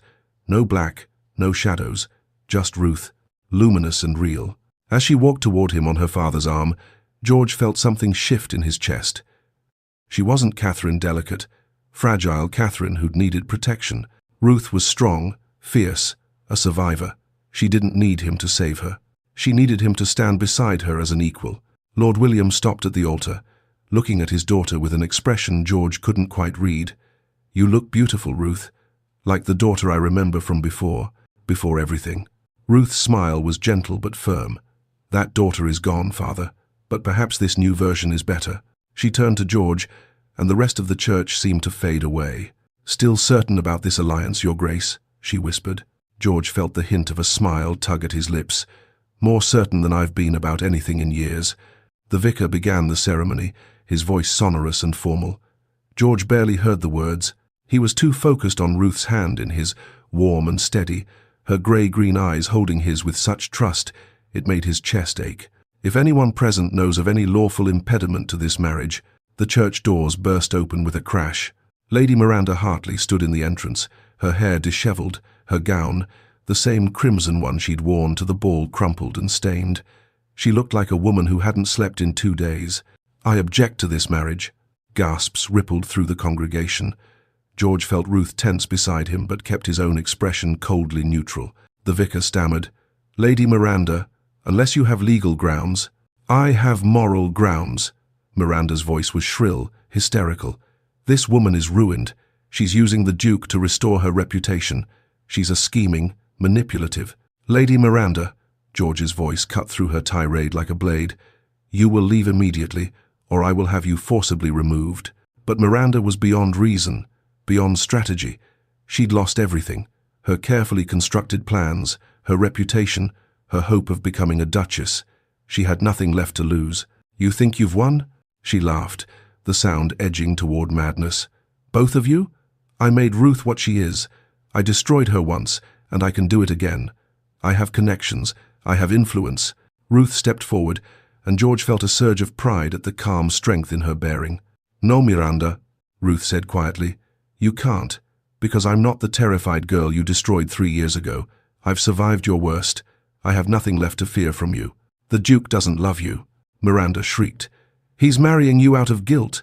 You're just a replacement for his dead wife. You'll always be second to Catherine's ghost." The church held its collective breath. George stepped beside Ruth, took her hand. When he spoke, his voice carried to every corner of the church. "You're wrong, Lady Miranda. I'm marrying Ruth because she's the strongest person I've ever met, because she understands darkness and chooses light anyway. Because she's not Catherine, she's herself, and that's exactly who I want." He turned to Ruth, saw her eyes widen with shock and something that looked like wonder. "I didn't expect to feel this way," he continued, no longer caring that hundreds of people were watching. "This was supposed to be a practical arrangement, but somewhere between the corner of that ballroom and this altar, I fell in love with you, Ruth, with your strength, your courage, your refusal to disappear even when the world told you to." Ruth's eyes filled with tears. "You love me?" "I do, and I'm terrified of it, but I'm more terrified of losing you." "You won't lose me." Ruth's voice was steady despite her tears. "I'm here. I choose this. I choose you." Behind them, Miranda began to weep harsh, broken sobs. Lady Pemberton and 2 footmen appeared at her sides, gently but firmly escorting her from the church. The vicar cleared his throat. "Well, shall we? Shall we continue?" The ceremony proceeded, but the energy had transformed entirely. George's vows were steady, clear, weighted with emotion he no longer tried to hide. Ruth's voice rang out strong and certain. When the vicar finally pronounced them husband and wife, George pulled Ruth close and kissed her, not the chaste formal kiss expected at weddings, but deeply, thoroughly, claiming her as his with an intensity that made several older ladies gasp. The church erupted in applause. Ruth pulled back, breathless, her cheeks flushed. "That was quite a kiss for a practical arrangement, Your Grace." George smiled, a real smile that felt foreign but wonderful on his face. "I'm revising the terms of our agreement, Your Grace. I hope you'll accept the amendments." "I'll consider them," Ruth said, her eyes sparkling. Ashford House had been transformed for the wedding breakfast. Flowers everywhere, white roses, cream peonies, trailing ivy. Light streamed through the windows, making everything glow. It was nothing like the shadowy, grief-stricken house Ruth had visited before. It looked like hope. The Tun had turned out in force, and the breakfast was a curious mix of genuine celebration and barely disguised gossip. But Ruth found she no longer cared what they whispered. She was the Duchess of Ashford now. Let them talk. Colonel Whitfield raised his glass. "To the Duke and Duchess of Ashford. May they always fight together, not apart." Lord Harrington followed. "To truth and courage, rare commodities in our world." And then Lady Thornton, surprisingly, stood. "To the Duchess who refused to disappear. May we all learn from her strength." Ruth felt tears prick her eyes at the unexpected tribute. An hour into the breakfast, George leaned close. "Come with me." He pulled her away from the crowd, down a corridor, into his private study. The moment the door closed, he pulled her into his arms. Disappearing from our own wedding breakfast, Ruth teased. What will people say? I don't care. George's voice was rough. I needed a moment alone with my wife. The word wife sent warmth flooding through her. Ruth, what I said in the church. I meant it. I know this isn't what we originally agreed. George, Ruth placed her fingers over his lips. I love you too. He went very still. You do. I didn't expect to. I thought I was too broken, too damaged to love anyone again. But you saw me when I was invisible. You chose me when no one else would, and you gave me back myself. George's arms tightened around her. I'm still afraid of failing you, of my demons, of not being enough. Then we'll be afraid together. Ruth looked up at him. And we'll fight through it together. Catherine's ghost will always be part of your past. Ruth's voice was gentle but firm. I don't expect you to forget her or stop grieving, but make room for me too, for us. I want to. George's voice broke. God, I want to. Ruth took his face in her hands. Then do. Choose to live, George. With me. Fully. He kissed her again, and this time it was different. Not duty, not alliance, but love. Pure, terrifying, exhilarating love. A knock interrupted them. Matthews entered, looking apologetic. Your Grace, there's been an incident. Mr. Edmund Alfred was found at the docks, attempting to board a ship to France. He's been arrested on charges related to Lady Catherine's death. George stiffened. Arrested? By whom? The magistrate, Your Grace. Apparently Catherine's mother, the Dowager Countess of Bramfield, filed formal charges after reading her daughter's letter. She demands justice. Ruth felt George's conflict in the tension of his body. What will happen to him? Trial, Your Grace. Possibly transportation to Australia, or worse. After Matthews left, George stood silent, wrestling with emotions Ruth could only imagine. What do you want to do? She asked quietly. He's my brother. Part of me wants him to hang. Part of me. He's still my brother. Ruth took his hand. You can show mercy without forgiveness. They're not the same thing. What would you do? Ruth considered. I would ensure justice for Catherine. She deserves that. But I would also ensure Edmund faces consequences that include exile and shame, not necessarily death. Sometimes living with what you've done is a harsher punishment than dying. George nodded slowly. I'll speak to the magistrate. Request transportation rather than hanging. He'll be gone from England forever, alive but punished.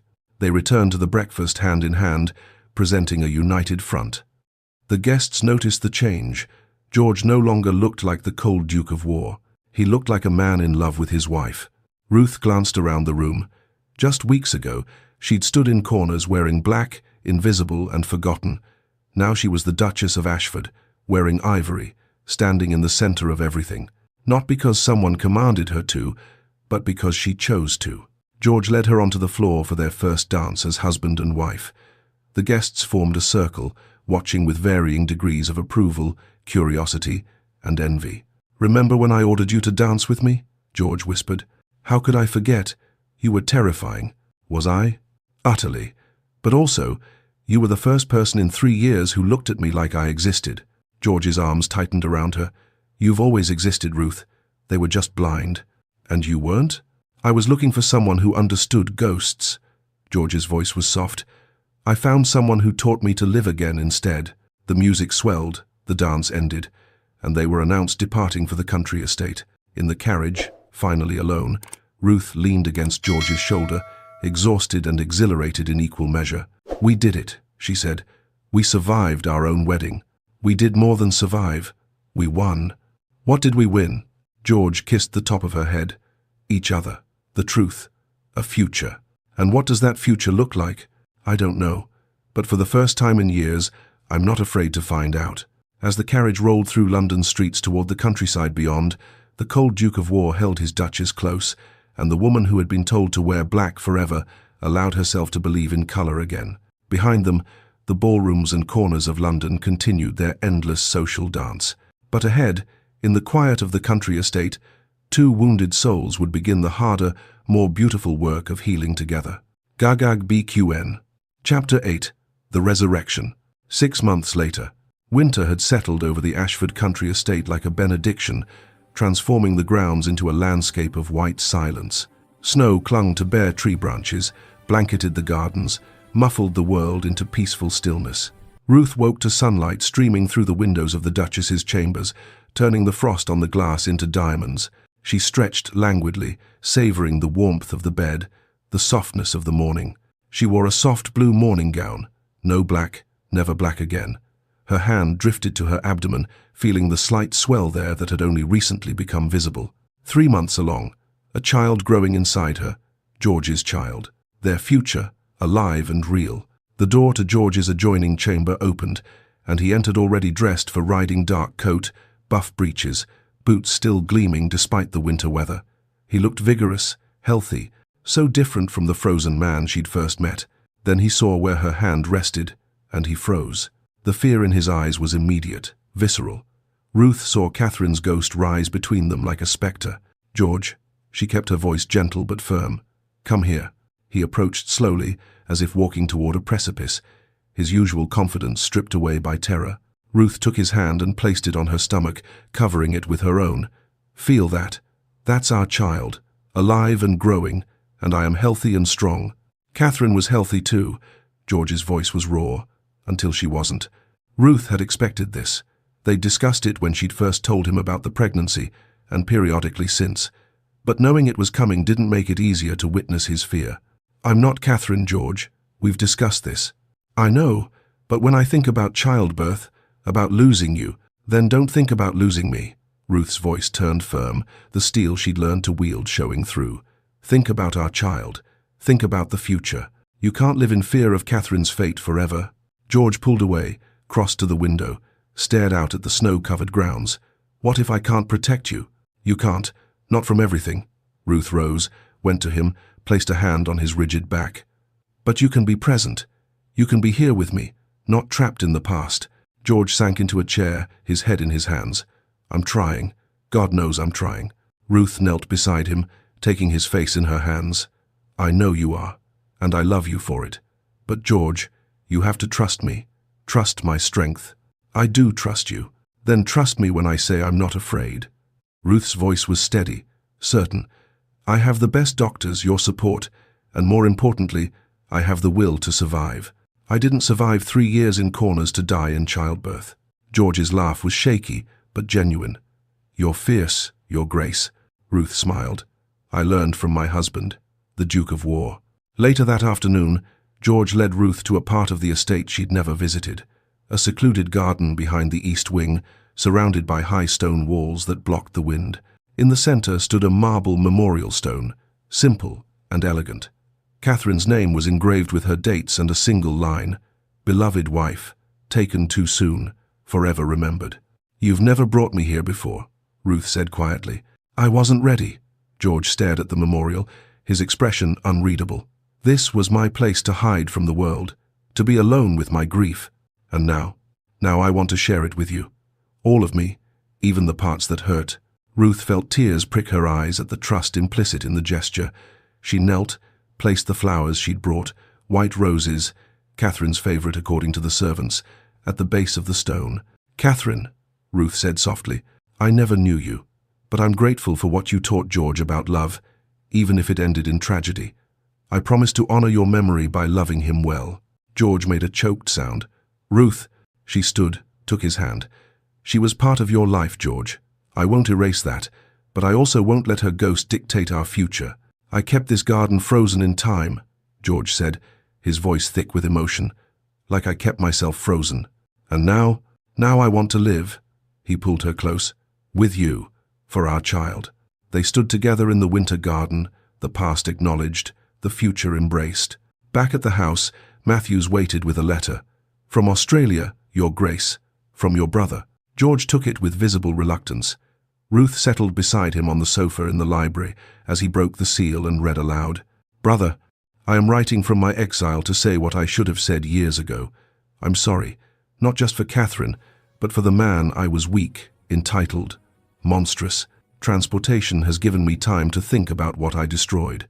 I don't ask for forgiveness.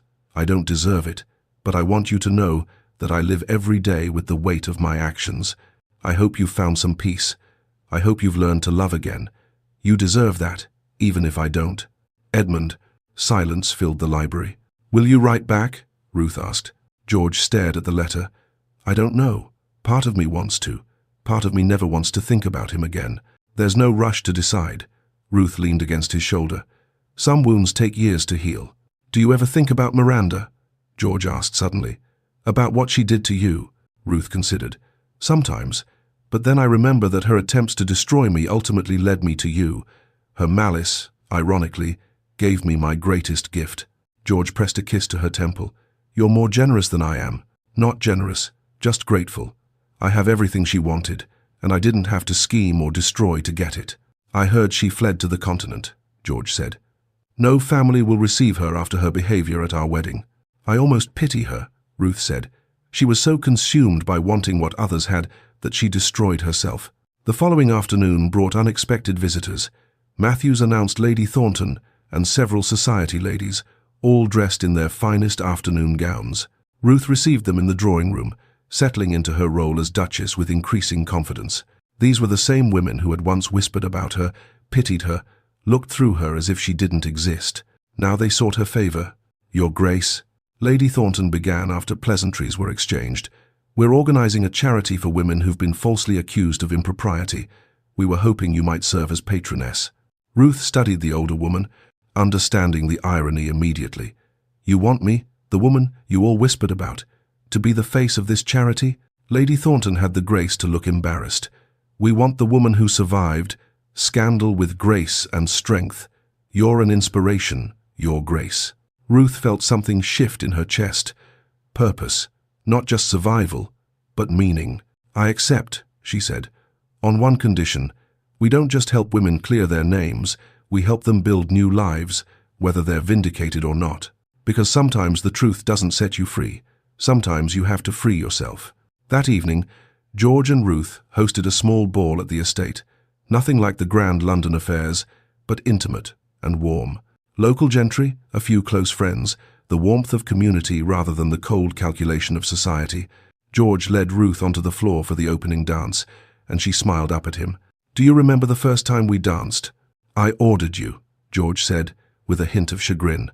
"Quite rudely, if I recall. You terrified me. And now? Now you're just my husband." Ruth's eyes sparkled. "Still terrifying, but in different ways." George laughed, a sound that had become more frequent over the past months. "I don't think I've ever been called just a husband before." As they waltzed, Ruth felt it, a flutter inside her, like butterfly wings. She gasped, stopping mid-step. "George, I felt the baby move." He went very still. "You did?" Ruth guided his hand to her abdomen. "Wait. There. Did you feel it?" Wonder dawned in George's eyes as he felt the small movement beneath his palm. "I did. That's our child. That's our future, alive and real." Around them, the other dancers had stopped, watching the Duke and Duchess in their moment of private joy made public. George didn't care. He pulled Ruth close and kissed her in the middle of the ballroom, thoroughly and tenderly. Applause erupted around them. Later, Ruth showed George the nursery she'd been preparing in secret. She'd chosen a room with southern exposure, filled with light. The walls were painted in soft yellows and greens, nothing dark, nothing morbid. Everything spoke of hope. "It's beautiful," George said, his voice thick. "Hopeful. That's what our child should be. Hope, not fear. What if I'm not a good father?" The old fear surfaced. "What if I'm too damaged?" Ruth took his hands. "Then you'll be a damaged father who loves his child fiercely. That's enough." "Is it?" "It's more than enough. Love and presence. That's all children need." George pulled her close. "I've been thinking about names." "Have you?" "If it's a girl, I'd like to name her Catherine Ruth. Catherine for my first wife, Ruth for my current one, honoring the past while embracing the present." Ruth felt tears well up at the gesture. "And if it's a boy?" "I thought William, after your father. He's been surprisingly supportive since the wedding." "He respects strength," Ruth said. "You showed him strength. We showed him strength, together."